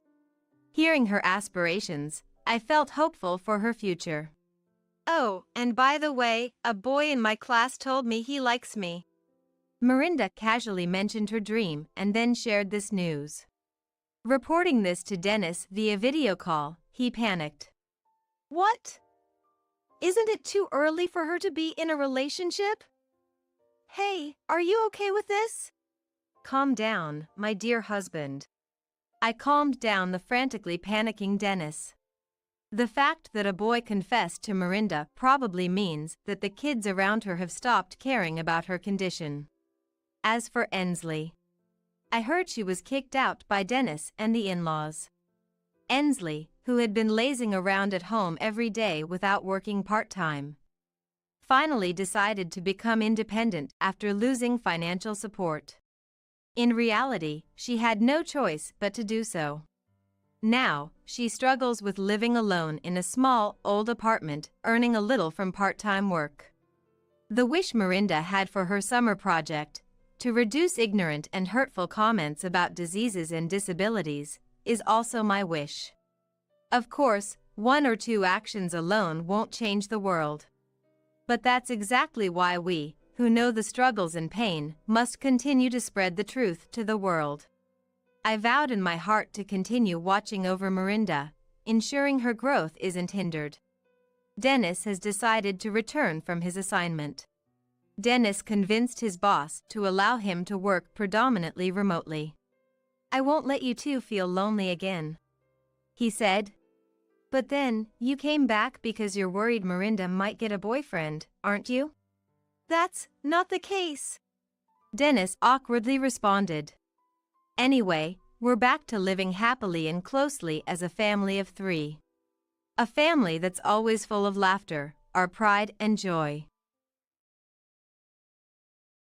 Seems like a son's wife is just an outsider, huh? No need to waste fancy coffee on a stranger like you. We'll enjoy it ourselves. With that, Emil grinned wickedly. Well, if that's how it's going to be, so be it. This is a game. A doubles game between Emil Elizabeth and Sale Felicia versus me and my husband. Strategy is key in a game. Just you watch. So, I cheerfully responded, gladly, with a big smile. My name is Diana. A 32-year-old working mother. Married to Elliot for 5 years. The day to build our own house has finally arrived. Building a house has been our goal since the beginning of our marriage. We visited various houses, took our time deciding, and diligently saved up. When our child was born 2 years into the marriage, our plans hit a snag. But Elliot and I persevered, and finally, we reached our savings goal. However, actually building the house was harder than imagined. A house is a big purchase. You can't just buy another if something goes wrong. We considered factors like transportation convenience, shopping accessibility, a child-friendly environment, and the reputation of local schools. And whether it was an easy commute for Elliot, a full-time employee. So many things to consider, even just finding the right location was tough. We eventually settled near the in-laws' house. It wasn't out of preference, but because the location was good. It wasn't about living together, but about bearing with minor annoyances. Once the land was decided, it was time to order the house. This was another challenge. Building our ideal home, with budget at the forefront, was full of issues. We progressed, step by step. But complicating matters further were Elizabeth and Felicia. For some reason, they kept interfering. When we mentioned building a house, both suddenly became interested. Elizabeth's eyes sparkled, and Felicia, in her late 20s and single, was excited. Where will it be built? Which home builder are you using? What will the interior look like? They asked all sorts of questions. I tried to brush them off. But then they somehow found out about our meetings with the home builder and the architect and started crashing them. How do they even find these things out? Sorry, it was me who talked. Elliot apologized. So you're the culprit. Even glaring at him, it was too late. If the kitchen storage is too little, Elizabeth would say, having a wooden deck is essential. Felicia would add, somebody, please sew these two's mouths shut. If you're doing barbecues in the garden, a big sink would be useful. A walk-in closet should be bigger, too. The windows should definitely be double-glazed for soundproofing. We'll need a bedroom for Mom and Dad, right? Shouldn't there be a room for Felicia to stay in too? One after another. Wait, hold on. Why do we need a bedroom for the parents-in-law? And what's this about a room for Felicia? Ignoring Elliot and me, Elizabeth and Felicia, with almost a smirk, keep butting in, making the architect give a wry smile. After they left, I had to confirm with Elliot. I hoped not, but I had this bad feeling. Hey, we're not planning to live together, right? From their manner of speaking, I couldn't shake the feeling they were plotting just that. I hesitantly asked Elliot, who shook his head in a hurry. No way! Dad wouldn't think of leaving the house he's used to. And Felicia's old enough, even if our parents' house was gone, there's no way she'd move in with us. That's what I thought. Elliot denied it, but my anxiety didn't disappear. Somehow ignoring Elizabeth and Felicia's interference, we decided on the design and started construction. And a year later, our dream house was finally completed. It was tough, long, and oh so annoying. Lying on the living room sofa after moving in, I closed my eyes and recalled all the hardships. It was educational and fun looking at various properties. Hey Mom, is it okay to put my cup here? Why not? Let's use this corner of the cupboard for mine and Felicia's things. There were times, pointed out by the architect, when I felt disheartened by the difference between the ideal and the reality. The best room on the second floor has to be sunny, right? I'll take the biggest one? Yeah, I'm getting old, a small room would be tiring. Let's go with that. I really wanted to plant a viburnum in the garden. But who knew I'd have to research the type of soil, too. Okay, then I'll call the moving company. Thanks. You're reliable, Felicia. And then there's, wait, what's with these people swarming my house? Elizabeth and Felicia. Why are you meddling with things inside the house? We're just moving things to make it more livable. Felicia replied nonchalantly to my question. My clothes, still in boxes, were pushed to a corner, and somehow Felicia's clothes were making their way into the closet. Elizabeth too. This new house is nice. It's exciting, said, making herself coffee and starting to eat cookies. No, crumbs on the floor. Hey, both of you, stop doing whatever you please. This is our house, you know. I shouted, panicked, as the two behaved as if they were the ones who would be living here. But at that moment, the atmosphere changed. What are you talking about? Felicia said. Huh? As I tilted my head in confusion, Felicia pointed and continued. This house was built by my brother Elliot. Elizabeth nodded in agreement. That's right. It's my son Elliot's house. What's wrong with parents or siblings living here? There's plenty wrong with it. The worry I had since before the house was built seemed to be turning into reality. Could it be these two? Then that settles it. Felicia and I will take the big room on the second floor. The room next to it will be Elliot's, no problem, right? There's a big problem. The big room is for me and my husband, and the next room is for our son. What are you talking about? Elliot and the grandson can just share. What Elizabeth said made no sense. No, it's too small for Elliot, me, and our son. Elliot and the grandson can manage. I'm here too, you know. What are you talking about? That's when Elizabeth looked at me with a sinister smile. Listen here. This house was built by Elliot, who's related by blood. That means it's the right of his blood relatives to live here. You're just an outsider, a stranger. You should just sleep on that sofa over there, she said, pointing to the sofa. You're kidding, right? Elizabeth and Felicia seem serious about living in this house. My precious home is about to be occupied by this alien mother-daughter duo. Worried, I consulted Elliot that night. Luckily, they hadn't stayed over yet, but since they were talking about movers, they might seriously start living here soon. Hey, are you really going to give them the biggest room? No way. Of course not. When I told Elliot about today, he frowned. But they're talking about turning our room into Elizabeth and Felicia's room? That's a bit much. Elliot, looking troubled, tilted his head and talked with Elizabeth and Felicia the next day. And I thought they understood. What, Elizabeth? What are you doing? We're moving in. They didn't get it at all. During the day, when our son was at daycare and Elliot was at work, Elizabeth arrived with movers and started bringing in boxes. Moving in! Really, such an inflexible daughter-in-law.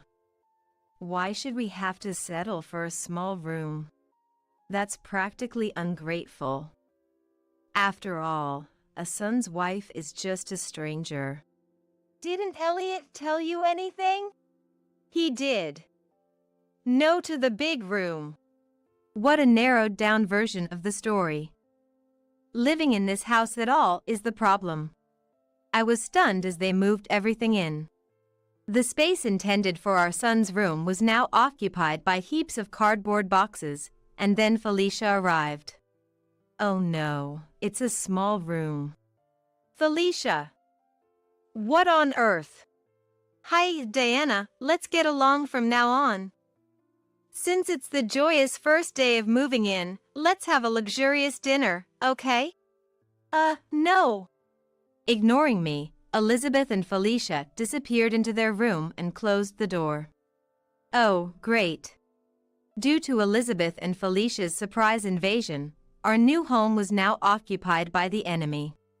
Suddenly, I was living with the occupying force. Cleaning, laundry, cooking, all my responsibility, which I wasn't happy about. And them using our stuff without permission was upsetting. But I couldn't really tell them not to use things since we were living together. As I was thinking this, Felicia took out a bottle of wine. That was something I bought for myself, but before I could say anything, she drank it. Out of the corner of my eye, I saw Elizabeth generously using my expensive lotion. That's expensive stuff. I ordered various things for the luxurious dinner, and of course, I had to pay. Elizabeth and Felicia ate all the delivered dinner. I didn't get a single bite. Elizabeth and Felicia always took showers before me, my husband, and our son. And they always left the hot water running. They never contributed to the utility bills. And they watched TV late into the night at high volume. The house was a mess, dirty everywhere. I'm always positive. Gradually, the absurdity became amusing. I decided to enjoy it. This was a hospitality game with Elizabeth and Felicia. Getting angry is bad for the skin, after all. So, let the hospitality game begin. One holiday. During a day off when Elliot and our son were home, Felicia woke up scratching her head and sat at the dining table. And she asked me, I'm so sleepy. Didn't get enough sleep. Is there coffee? Still sleepy after sleeping till noon. Then Elizabeth woke up. And similarly, Diana, make some coffee, she said, so I stood up. This is a game, a game. I win if I impress them. With that thought, I opened the cabinet with the coffee. Let's see, there should be the instant coffee I bought yesterday. It was a bit more expensive than usual. I showed it with a smug face, but they both looked disappointed. Don't they like it? Then Felicia stood up and started searching the cabinet. And found it, she said, taking out coffee beans. Those are from a gift Elliot got from his boss. It's not just any coffee, it's premium. We don't drink coffee from beans at home, so it was kind of wasted on us. Misunderstanding my expression, Felicia smirked. What, hiding such good beans, Diana? You're so mean. Eh? Elizabeth nodded at Felicia's words. Really? You don't want us, who are not blood-related, to drink delicious coffee. You're definitely an outsider. Such an outsider doesn't deserve this luxury coffee. What? We'll drink this gifted premium coffee. An outsider like you is fine with instant coffee, LOL. And Elizabeth laughed. This is not making any sense. But there's no interpreter. For me, it's actually a relief that they're using up the bean coffee. Seeing Elliot nodding in agreement. Sure, I'd be glad to, I said with a smile. She probably didn't expect that kind of response. What? Elizabeth looked surprised. Ignoring that, I took the coffee beans from Felicia. All right, I'll make some delicious coffee now. Okay then. Felicia seemed puzzled by my smile. There I was, rolling up my sleeves, ready to go. Let the game begin, making delicious coffee. But when I opened the bag and saw the beans, I was a bit stumped. I called Elliot, who was looking worried, for a consultation. He came over as I gestured. What's up? Hey! How do you use coffee beans? I've never made coffee from beans before. I asked Elliot, but I don't know either. He replied. Now we're in trouble. Our game of making the best coffee has hit a snag right from the start. Should we look it up online? No, that's the last resort. What to do then? Just have to wring out whatever little knowledge we have. I think you have to grind them into a powder, said Elliot. Okay, that makes sense. But we don't have a mill or a blender. What about a mortar? It got lost during the move. After some thought. Maybe it's fine just to use the beans as they are? I strongly agreed with Elliot's suggestion. So, let's give it a try. Beans as they are, into the coffee maker's filter. Okay, pour hot water over this. Look, Diana, it's getting color. Really? So it's a success. The color is super light, but surely that's what premium coffee looks like. Encouraged, we continued pouring hot water. It's done. We've made premium coffee. We proudly presented it to Elizabeth and Felicia. Elizabeth and Felicia sighed deeply at us. Finally done? How long did it take you to? Seriously.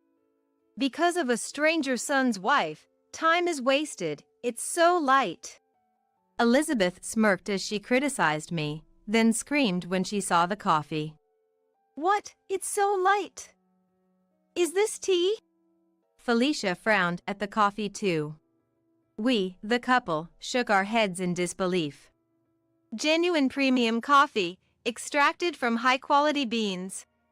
It's probably light in color because it's high class. We have milk and sugar if you need, but you should try it straight first. With a musical note, I cheerfully pushed the cups towards them. But... Please, go ahead. Elliot, is this really premium coffee? Yeah, the finest kind Diana and I made. Try it. After being cheerfully encouraged by both of us, they reluctantly tasted the coffee. Immediately after. So weak. Disgusting. Elizabeth and Felicia both exclaimed. What is this? This is not coffee. What is this? It's definitely weird.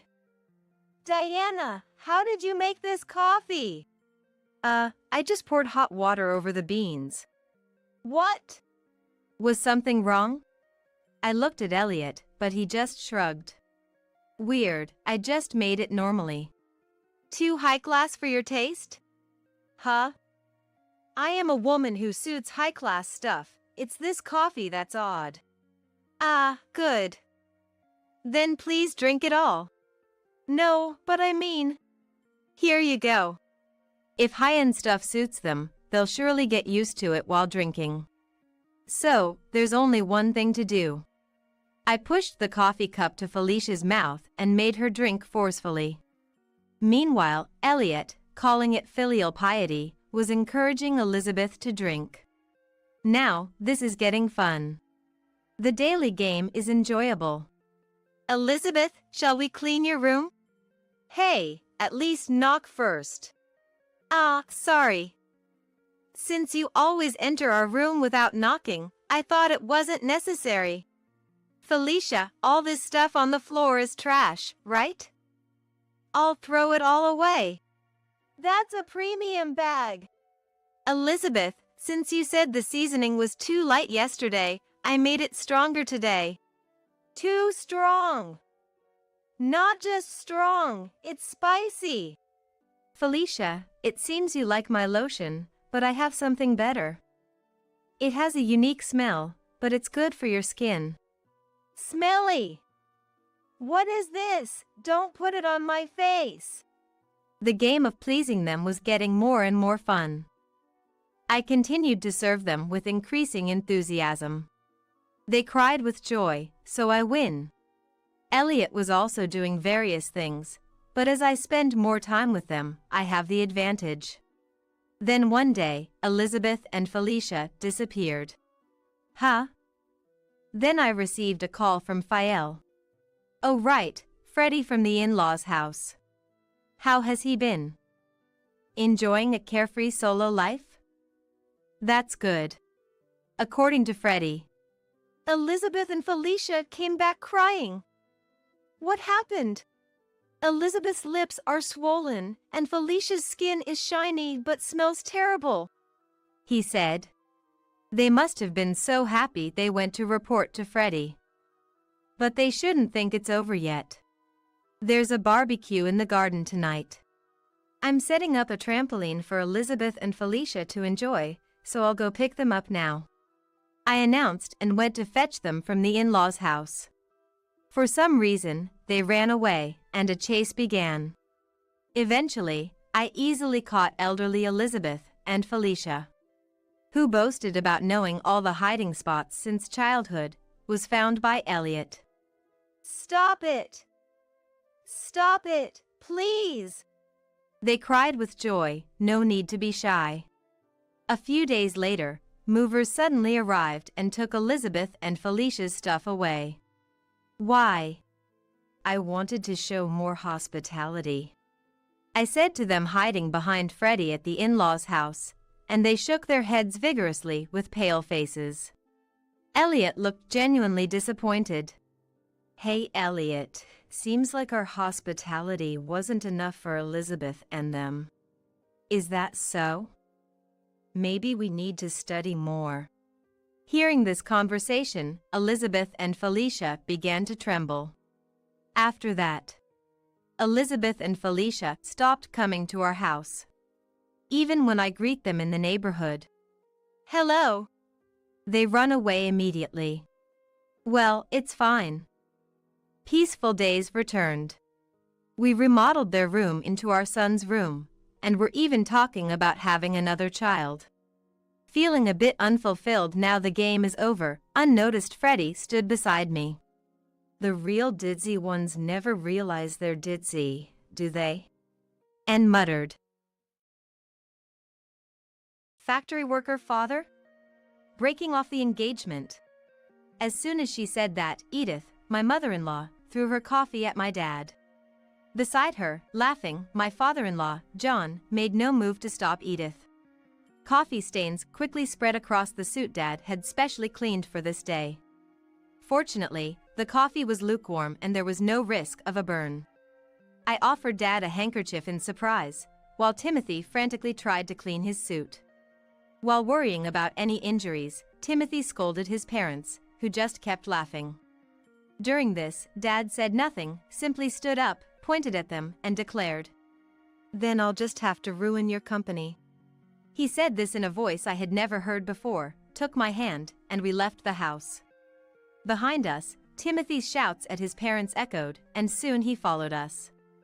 "I'm terribly sorry. I'll make sure my parents apologize later." "No need. It's over. We're cutting ties," he said somberly, patting Timothy on the shoulder. "My name is Penelope, a 26-year-old office worker. My family has a bit of a unique situation. I grew up without a mom. She passed away when I was young, and Dad raised me single-handedly. Despite being busy as a factory manager, he never missed a school event.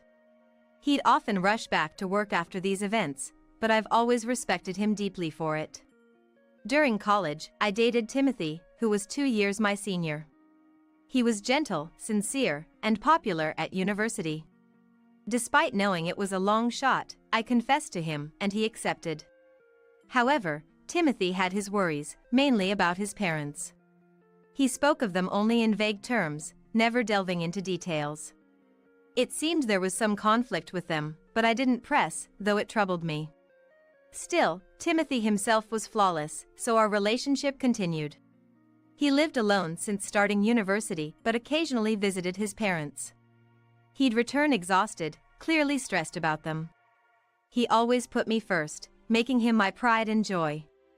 I had always wanted to introduce him to Dad, the man I respected and my beloved boyfriend. I wondered how they would react to each other. One day, while on a date, we unexpectedly bumped into Dad. "Oh, Dad. Aren't you supposed to be at work? What are you doing here?" "Ah, Penelope. Just returning from a client." "And who's this?" "Oh, this is Timothy. We're dating." Dad, not usually stern but with a somewhat fierce look, can be misunderstood. Timothy was very nervous meeting Dad for the first time. "Nice to meet you, I'm Timothy. I am fortunate to be dating Penelope." Timothy greeted Dad quickly in a tense manner. Dad warmly accepted him, chatting and laughing with him. "So, you're Penelope's boyfriend. Don't be so nervous. Take good care of her." "Yes, I will. Thank you." As they continued talking, Timothy's nervousness faded, and they got along well. I was relieved to see the two most important men in my life getting along. I had worried about Dad's reaction, but he had to return to work. So we parted ways. After Dad left, I turned to Timothy, who seemed to be in a daze. When I asked what was wrong, he suddenly became excited. "That was really your dad, right?" I was puzzled by his unexpected words, but since it was the truth, I answered without hesitation. "Yes, that was my dad." "Is there something wrong with that?" Right, that makes sense, that was him, huh? He crossed his arms and seemed lost in thought for a while. Curious, I decided to ask him what was on his mind. What are you thinking about so hard? Did you not like him? No way, that's not it. I do like him, but, well. His hesitant reply was all I got, and any further questions were evaded. I became anxious as he wouldn't tell me the reason. I wondered if, despite his words, he actually found it hard to get along with my dad. And so, I began to worry unnecessarily. A few days later, Timothy called me out, saying he had something important to talk about. Maybe because of the recent meeting with my dad, I felt unusually nervous as I went to our meeting spot. When I arrived at the cafe, he was already there. Through the glass, I could see him looking downcast. This deepened my anxiety, but I decided to act cheerfully anyway. As I entered the cafe and approached him slowly, I said, "Timothy, sorry, did you wait long?" I crept up behind him and spoke, tapping his shoulder, which startled him. "Penelope, you scared me." Startled, he caught his breath as he saw me. And I was surprised to see how much I had startled him. He had been that deep in thought. Sitting opposite the still gloomy him, I placed our order. His continued gloom only increased my anxiety. Desperate to hear what was on his mind, I spoke to him. "Hey, Timothy. What's bothering you so much? Didn't you like my dad?" When I asked, Timothy looked up and immediately denied it. "No, not at all. I actually respect your dad. That's why my. He stopped mid-sentence and looked down again, causing me to sigh. Realizing I had no choice but to press for an answer, I asked directly. "If you have a problem, I want to know. What's troubling you?" He took a deep breath as if making up his mind, then began to share. "I have something to tell you about my parents.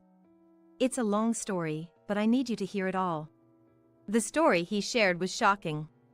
According to him, his parents lacked grace and only judged people by their education and jobs. He had suffered a lot because of them, as they habitually interfered with his life. Whenever he introduced a girlfriend, they would criticize her and drive her away. The women would leave, often in tears, breaking up with him. That's why he wanted to marry me, but was troubled about bringing up his parents. But that's not a problem. We just don't have to involve them after getting married, and endure only during the marriage proposal. Dad seemed to like Timothy, so what was the issue? "I don't mind about that, it's okay. Dad liked you too, so don't worry." "Really? That makes me happy. When I first met your dad, I was shocked to see how different he was from my own parents. I thought, if I marry Penelope, I'll become the son of such a great dad, even if it's just by marriage. But getting married means your parents become mine too, and I couldn't make up my mind." He brightened up when I mentioned Dad liked him, but then he sighed deeply again. However, an idea seemed to strike him, and he looked up, apologizing. "When we go to my parents to announce our marriage, can your dad come with us? I want them to know such an admirable person exists. It might not change them immediately, but I hope it will make them rethink." "Okay. I'll talk to Dad. But I wish you had told me this more straightforwardly." "Oh, sorry. I'll properly do it now." Realizing his oversight, he hastily made a proper marriage proposal. Having accepted his proposal, I decided to discuss it with Dad. Initially reluctant, Dad agreed to join us for the marriage proposal visit after Timothy asked. We then coordinated with Timothy to schedule a visit to his parents. On the day of the visit, we stood in front of Timothy's parents' house, all of us neatly dressed. It was my first time meeting Timothy's parents, and knowing their reputation made me nervous. Seeing us tense, Dad chuckled and reassured us. "Don't be so stiff. Timothy's parents are just overly concerned. Be confident." Feeling reassured by Dad's pat on our shoulders, my tension eased slightly. As the appointed time arrived, Timothy rang the doorbell. But there was no sound inside, making us wonder if they were not home. In a bit of a panic, Timothy rang the bell again, but still no response. Feeling awkward in front of Dad, Timothy excused himself and went inside first. Dad and I exchanged glances, waiting silently for Timothy to return. After a short while, Timothy reappeared at the entrance, looking flustered. Before I could ask what happened, he started making excuses with a forced smile. "Sorry, I was just delayed. Please wait a bit longer, I'll be ready soon." He quickly went back inside. Dad sighed in disbelief at this behavior, and I felt increasingly anxious. I feared this incident might derail the marriage talks. Though Dad is not quick-tempered, he dislikes dishonesty. So, I couldn't help but consider the worst-case scenario. As these thoughts crossed my mind, Timothy finally came back to the entrance. Apologizing, he invited us inside. Inside, Timothy's parents were already sitting on the sofa, but their demeanor was strange. Editham, his mother, greeted us with a sarcastic smile and arrogant attitude, while John, his father, seemed disinterested and looked away.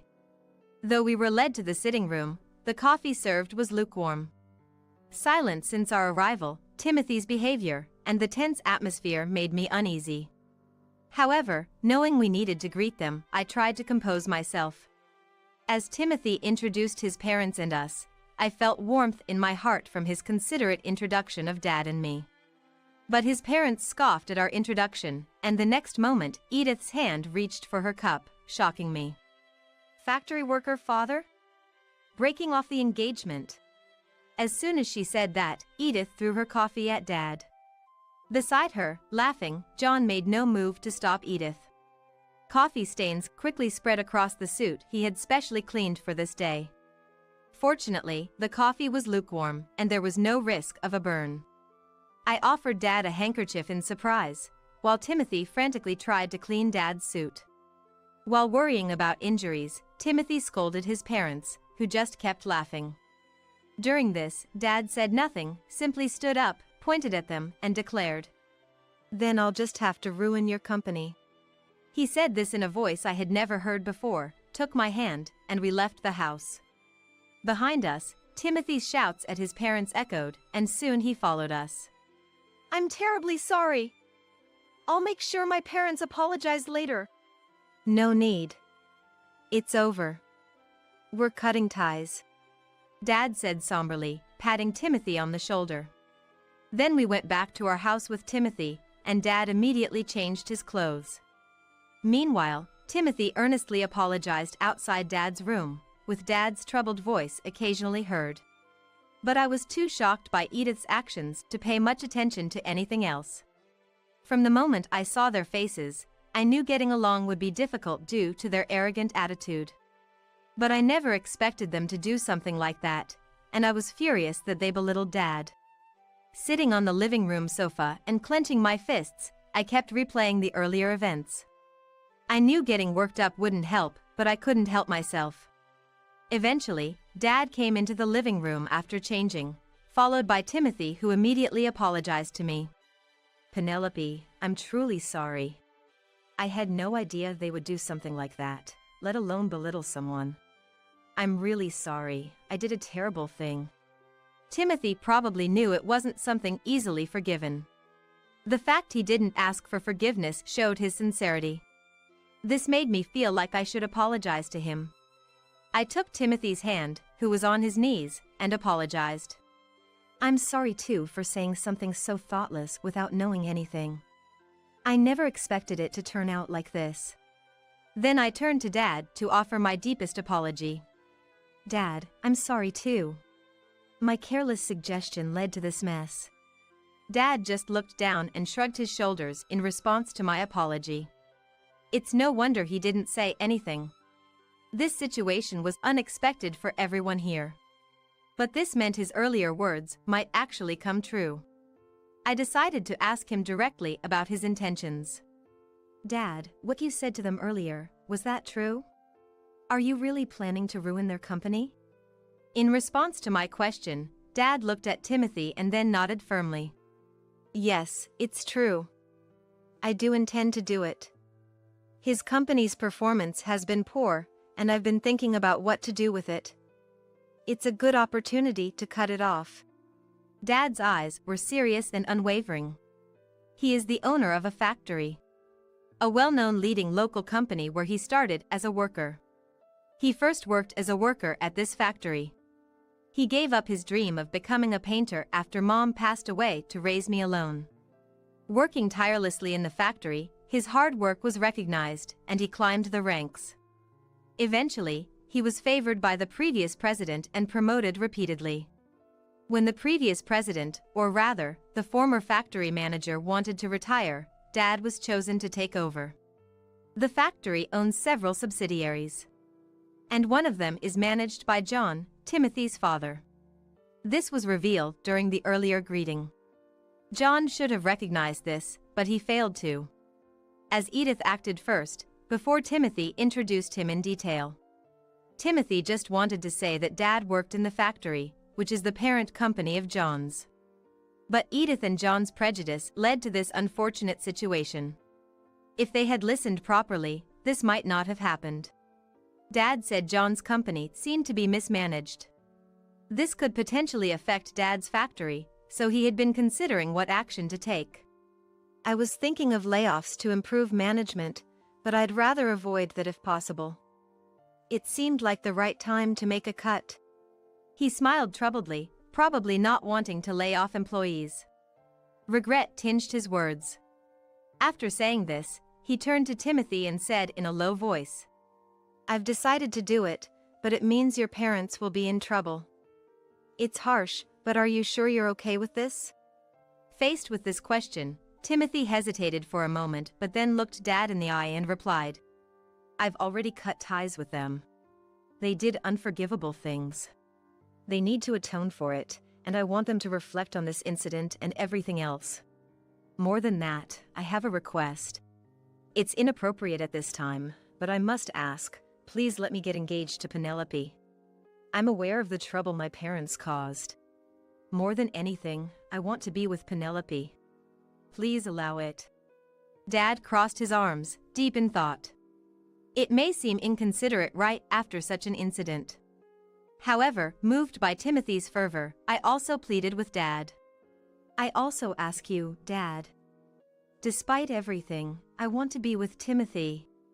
After hearing our pleas, Dad hummed for a bit before shaking his head as if resigned. "If both of you feel the same, then it's fine. But there's a condition. Your parents are business owners, after all. I want to know what will happen to their employees.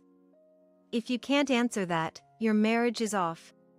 Dad said this and sent Timothy out, not even glancing at me before returning to his room. A few days later, Timothy came with a plan regarding John's company's employees. He had promised Dad beforehand and was discussing it when I returned from work. Apparently, Timothy had listed potential new jobs for all the employees and was showing it to Dad. "So, I would like to ask, albeit presumptuously, for these employees to transfer to your company. I hope to support their employment there, contributing to the business's growth." Timothy was earnestly requesting Dad to hire them. "And I know it's selfish, but I would like to join the company too. I'll work without salary until their work stabilizes and shows results. I want to compensate for the shortcomings with my work and salary. Once that's done, I'd like to marry Penelope." Timothy seemed to blame himself for the company's downfall. He wanted to work hard as a lubricant in the situation. I was just learning now that our marriage would be delayed, but it seemed unavoidable. "Welcome back, Penelope. You heard, right? I'm sorry for deciding something so important on my own. But I couldn't be happy just myself." "That's too much, Timothy. Dad, let me join the company too. I'll work alongside Timothy, so please accept his proposal." As I said this, Timothy tried to stop me. But I refused to back down and desperately begged Dad. While we were doing this, Dad remained silent. But after our repeated pleas, he finally unfolded his arms and quietly nodded. Meanwhile, Timothy's parents hadn't apologized yet. Dad had been waiting these past days, but that was coming to an end. "Time's up," he muttered, beginning preparations to take over John's company. Time passed, and John's company finally collapsed. Then, Timothy received a furious call from his parents, and the three of us were summoned to their house. When we arrived at their home, it was crowded with people. They were all protesting the company's collapse, shouting angrily. John probably hadn't explained anything to the employees. By calling us there, it seemed they intended to shift their own blunders onto us. As soon as they spotted us, they began pointing and accusing. Look there! They're the cause of everything, not me. They destroyed the company, not me. It's true. Especially that woman, she seduced our son and ingratiated herself with his father. We're the victims here. So stop making such a fuss. As Timothy's parents ranted, trying to deflect from themselves. Although he got angry with his parents saying whatever they want, he was trying to soothe the protesting crowd. Please wait, everyone. Yes, my father's company collapsed, but it's because of those two. And I've arranged job placements for all of you. Please hear me out. The crowd gradually quieted down, and they began listening to us. Timothy read out each person's name, informing them of their next job. The former employees, who realized that they won't get laid off, seemed relieved. After announcing everyone's new positions, Timothy's parents started causing a scene. Hey, Timothy. What about us? Why ignore us?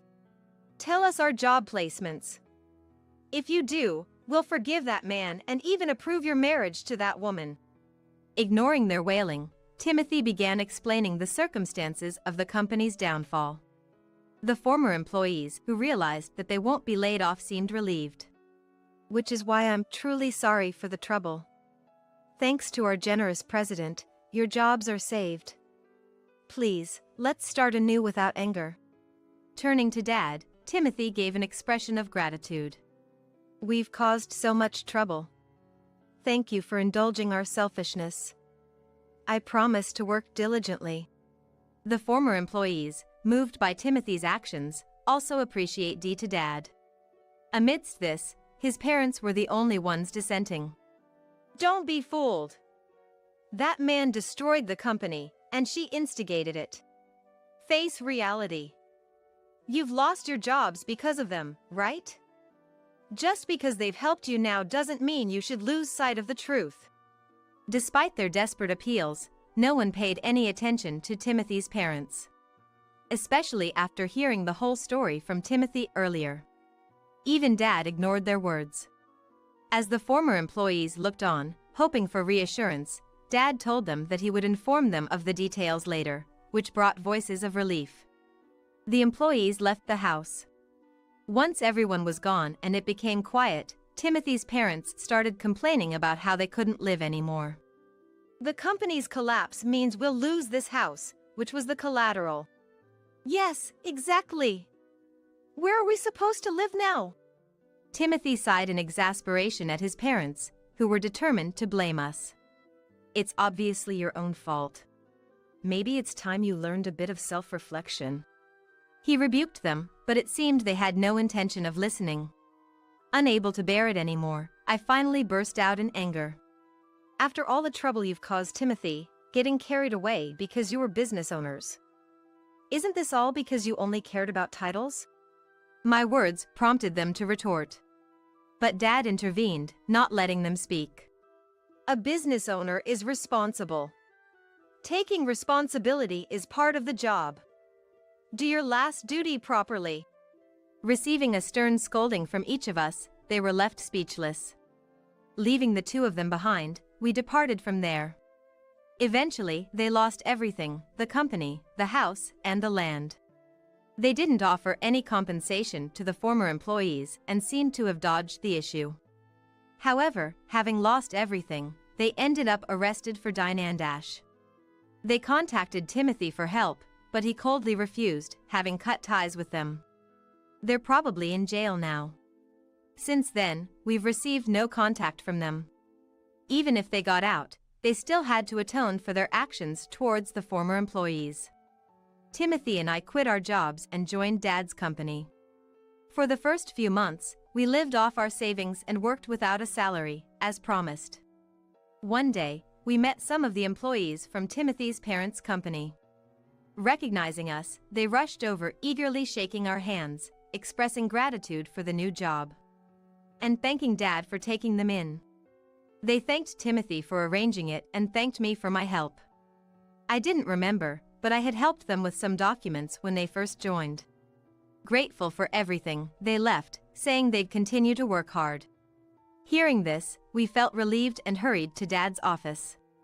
He warmly welcomed us in his office and handed us thick envelopes. What is this? It's your unpaid salaries. It didn't all fit in one envelope, so there are several. Dad chuckled, leaving us astonished. We hadn't been here long enough to compensate for employing many new workers. Yet, we were being given our salaries. Bewildered, we just stood there. But Dad continued, thanking us. Thanks to you, they work with enthusiasm. They always express their gratitude and worry about you. I couldn't shame myself by not paying such excellent employees. And our performance has definitely improved. Thank you. Hearing this, we embraced and cried together. We had been so focused on ourselves that we're unable to see anything else around us. But more than that, we were moved by their concern for us. Then Dad said something even more heartwarming. Timothy, I'm impressed with your leadership. If my daughter agrees, will you marry her? Yes. Yes, of course. I promise I'll make her happy. With a tear-streaked face, Timothy promised me and Dad. I hugged him and cried together.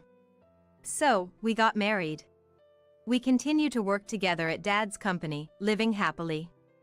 Gradually, work has become more efficient, allowing us to have a broader view of the company, even discussing productivity with Dad.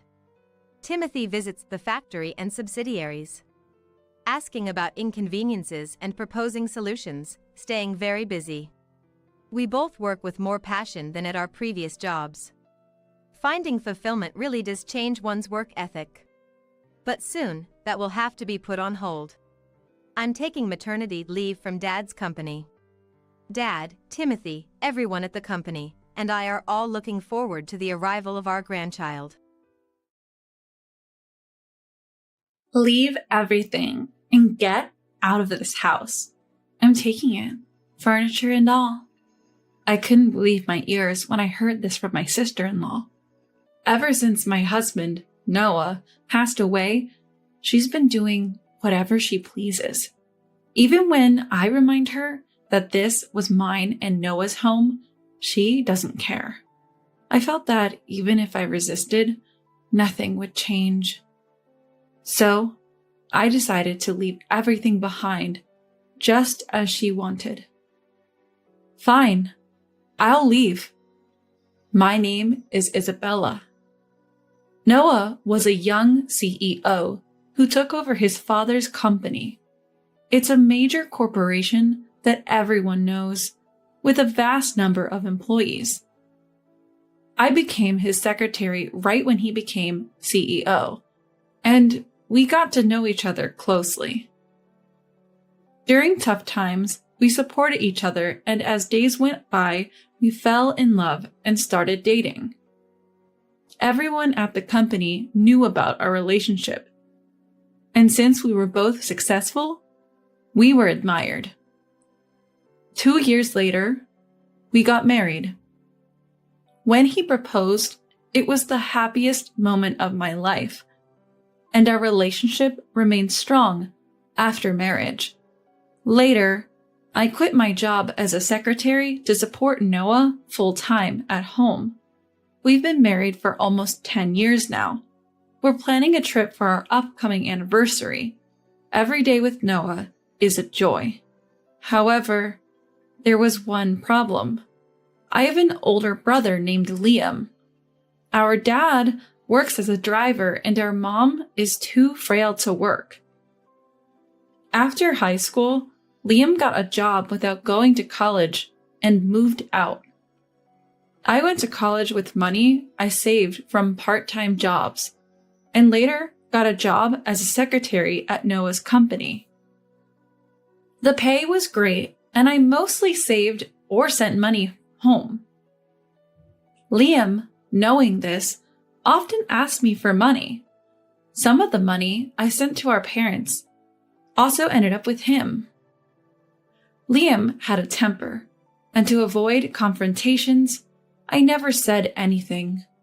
I wished my parents wouldn't give him money, but they probably found it easier to appease him. Growing up, Liam often took things from me. Now, he works a blue-collar job and, according to our parents, is heavily into gambling. From horse racing to slot machines and lotteries, he seems to be into everything. Despite having such a troublesome brother, I still gave him money after getting married. Sometimes he even asked Noah for money, which I really wished he'd stop. Every day, I was frustrated with Liam, but his wife Harper was even more of a headache. Given Noah's position, we lived in a luxury, high-rise apartment furnished with high-end items for when company associates visited. We bought the apartment thinking of our future children. I had difficulty conceiving, but after 2 years of preconception care, I finally became pregnant. Because of my frequent hospital visits, I'm often away from home, but Harper would still be at our place. It would be okay if she visited, but she'd have a mess and treated me like a servant. Isabella, I'm hungry. Get me something. I'm leaving for the hospital soon. Then order delivery. Harper never lifts a finger or offers to pay when she's at our place. I have to do it all. When I talked to Liam about it, he didn't help much. Just listen to my wife. You have plenty of money. No matter how much we earn, this is a separate issue. I've confronted Harper, but she'd just say, "You're annoying. Take money from me and go gambling with it." It's been a year since Liam married her. For over 6 months, I've been feeling overwhelmed by their behavior. I've talked to Noah about it, and he's apparently discussed it with my parents. But I assume there's been no progress since they won't listen. Every day I thought about how I needed to resolve this before our baby arrives. Sure, everyone dreams of a luxurious life, but no matter how much money you have, you shouldn't misuse it. I wished every day that they'd at least stop gambling with other people's money. The daily stress, combined with pregnancy, made my morning sickness severe. Because of this, I sometimes escaped home to help with Noah's company work. I could only do seated tasks like paperwork, but it eased my mind. I never imagined that things with Harper and Liam would get worse. On our anniversary, Noah and I had plans to dine at a fancy restaurant with a city view. I prepared early. From tomorrow, we planned a 3-day, 2-night stay at a distant luxury hotel. I was excited, even buying new clothes and getting my hair done. I wanted to always be the wife Noah found beautiful, even at 35. As usual, Harper tagged along, getting pampered on my dime, but I didn't mind.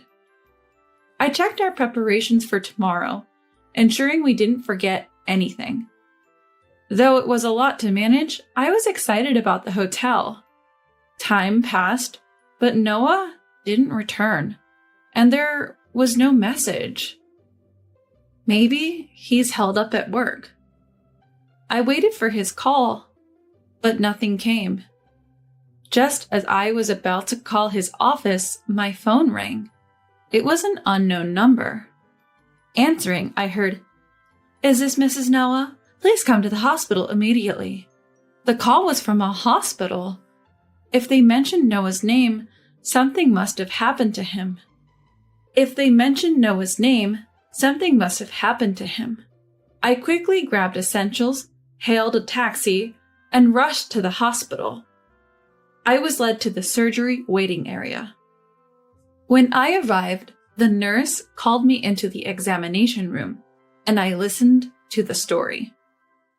The doctor explained that Noah had been in a collision with a car that ran a red light. He was critically injured and undergoing surgery.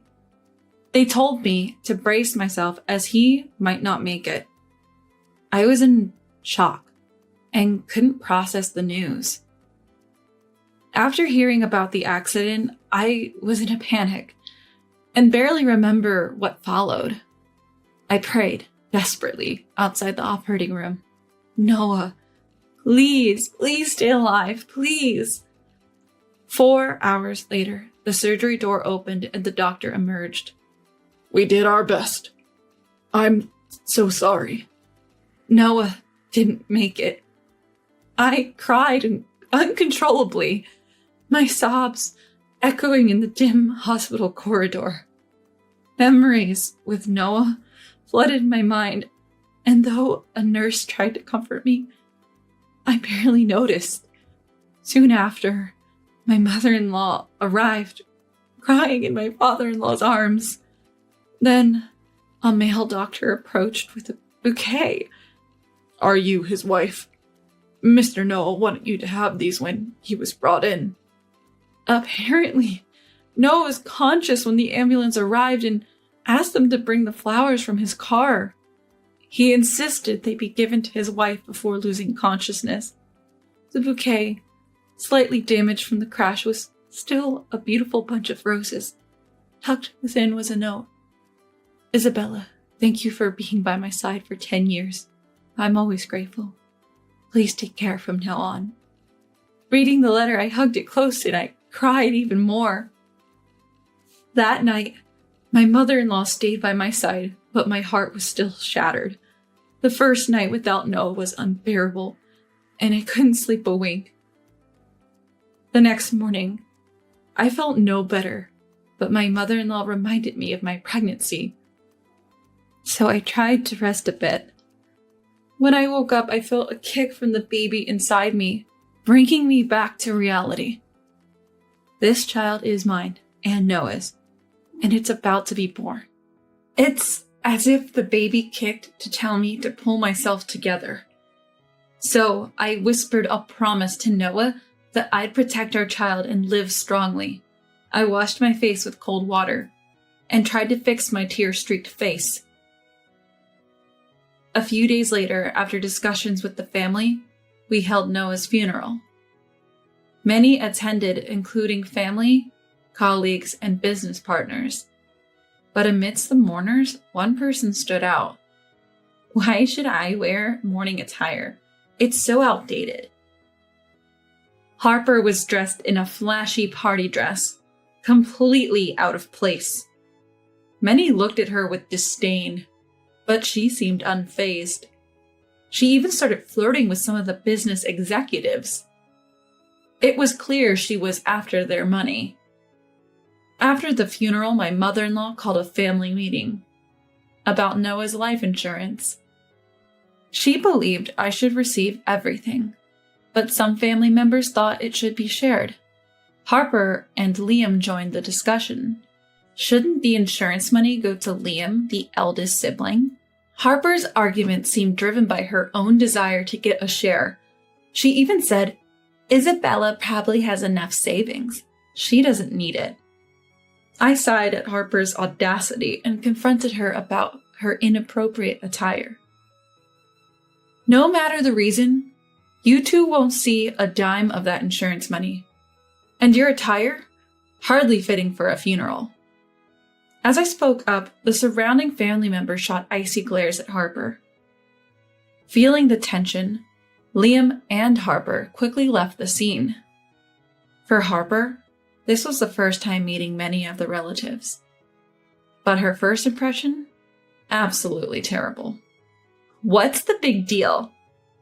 Harper, clearly irritated, stormed out with a flushed face. Seeing her like that, I felt a bit of satisfaction. Always being taken advantage of, today felt like a small win. I hoped she'd realize she can't always have her way. But that hope was short-lived. The matter of Noah's insurance would be discussed later, and days went by. After the confrontation at the funeral, Harper disappeared. She was probably gambling away, angry at me. A week passed without seeing Harper, and it felt like a peaceful break. One day, I had to visit my mother-in-law's house. After finishing my errands, I decided to shop before heading home, but as I approached my house, I noticed the lights were on. Thinking it might be a burglar, my palms got sweaty. I tried to stay calm, turned on my phone's recorder, and attempted to unlock the door, but the key wouldn't fit. After multiple attempts, I rang the doorbell. Harper's voice responded. "What are you doing? Open up!" She opened the door. Glaring at me in her casual clothes, she had changed the locks while I was at my mother-in-law's house. It seems that she waited for me to leave and changed it during that time. Then she said something shocking. "I'm taking this house with everything in it. Leave everything and go." I couldn't believe my ears. However, the words that come back are exactly the same as what I heard. "This is Noah's and my house. You should leave. You don't have a husband anymore. The house is too big for you. I'm doing you a favor." I remembered I was recording the conversation. If I continue to resist, I will be weaker and lose. I decided to back down for now and use the recording later. "Fine," I said, and left. I called my mother-in-law, who kindly took me in. I told her everything and played the recording. "This is just like theft," she said, "and I could possibly get compensation for the emotional distress." She advised contacting the police and a lawyer. The next day, I did just that. The lawyer confirmed it was a case of theft and that I could get compensation. I updated my mother-in-law on everything. My parents knew about the situation but seemed to have given up on Liam. The audacity of trying to take a home from a pregnant woman is beyond belief. I wrapped my arms around my mother-in-law, who was embracing me, holding her tightly. After a moment, she pulled away, looking deeply into my eyes. "Speaking of the insurance money, I really wanted you to have it, Isabella. Noah wanted that too." With that, she handed me an envelope. Inside was a letter. A quick glance, and I recognized Noah's handwriting, tears forming in my eyes. The letter was his will, written in case anything ever happened to him. Given his position as a CEO, he probably wrote it knowing the unpredictability of life. The message was clear. All the insurance money and his savings should go to me and our unborn child. Regarding the company, he mentioned that I might need to work if he wasn't around. He hoped I'd take over the business and become the CEO. But with a child on the way, he also suggested I could take a break and trust the company to a reliable employee. I wasn't immediately sure about taking over the company, but having observed Noah's work closely, I felt it was possible. Reading the letter, I felt Noah's presence more than ever and cried for a while. Once I composed myself, I told mother-in-law I agreed about the insurance money, but needed time to think about the company. She offered to let me stay with her for a while, and I gratefully accepted, heading to bed and falling asleep quickly. The next day, following mother-in-law's advice, I contacted a lawyer, visited a law firm, and then the police station. I had done some online research, and as expected, it was treated as theft. The lawyer assured me he would claim compensation. I finished all the procedures that day and shared everything with mother-in-law. She had already informed other family members about the recent events. I also spoke to my parents, but They seemed resigned, saying they didn't want anything to do with Liam anymore. I didn't want to see such parents anymore, so I just waited for the police to contact me. A few days later, I received a call from the police. "We're headed to your previous residence now. Is that okay?" I quickly agreed and followed them to Harper's place. I waited in a parked police car nearby. The police rang the doorbell and knocked. Upon seeing the police, Harper's face turned pale. "Sorry, ma'am, we're with the police. You're under arrest for theft." But wait, Harper, usually defiant, was speechless and visibly shaken. Liam was also arrested as an accomplice. I had never seen him so terrified. Seeing their reactions gave me a sense of relief. Later, the police and lawyer updated me, and I was able to return home. Apparently, Liam and Harper were evicted from the rented apartment due to unpaid bills, which led them to forcibly take my house. Regardless of their reasons, they should have known better. They didn't seem to understand that what they did was wrong. Hopefully, this arrest will be a wake-up call for them. Of course, they now owe me compensation. I hope they accept this as atonement. Finally back in my high-rise apartment, I called mother-in-law. "Hello, mother-in-law. I've decided to take over Noah's company. It's his legacy." "That's wonderful. Noah must be smiling down on us from heaven." I was determined to continue the legacy Noah had built as a CEO. It felt like the right thing to do for him. With a renewed sense of purpose, I realized I had forgotten something. I approached a photo of Noah and whispered, "I'm home," with a smile.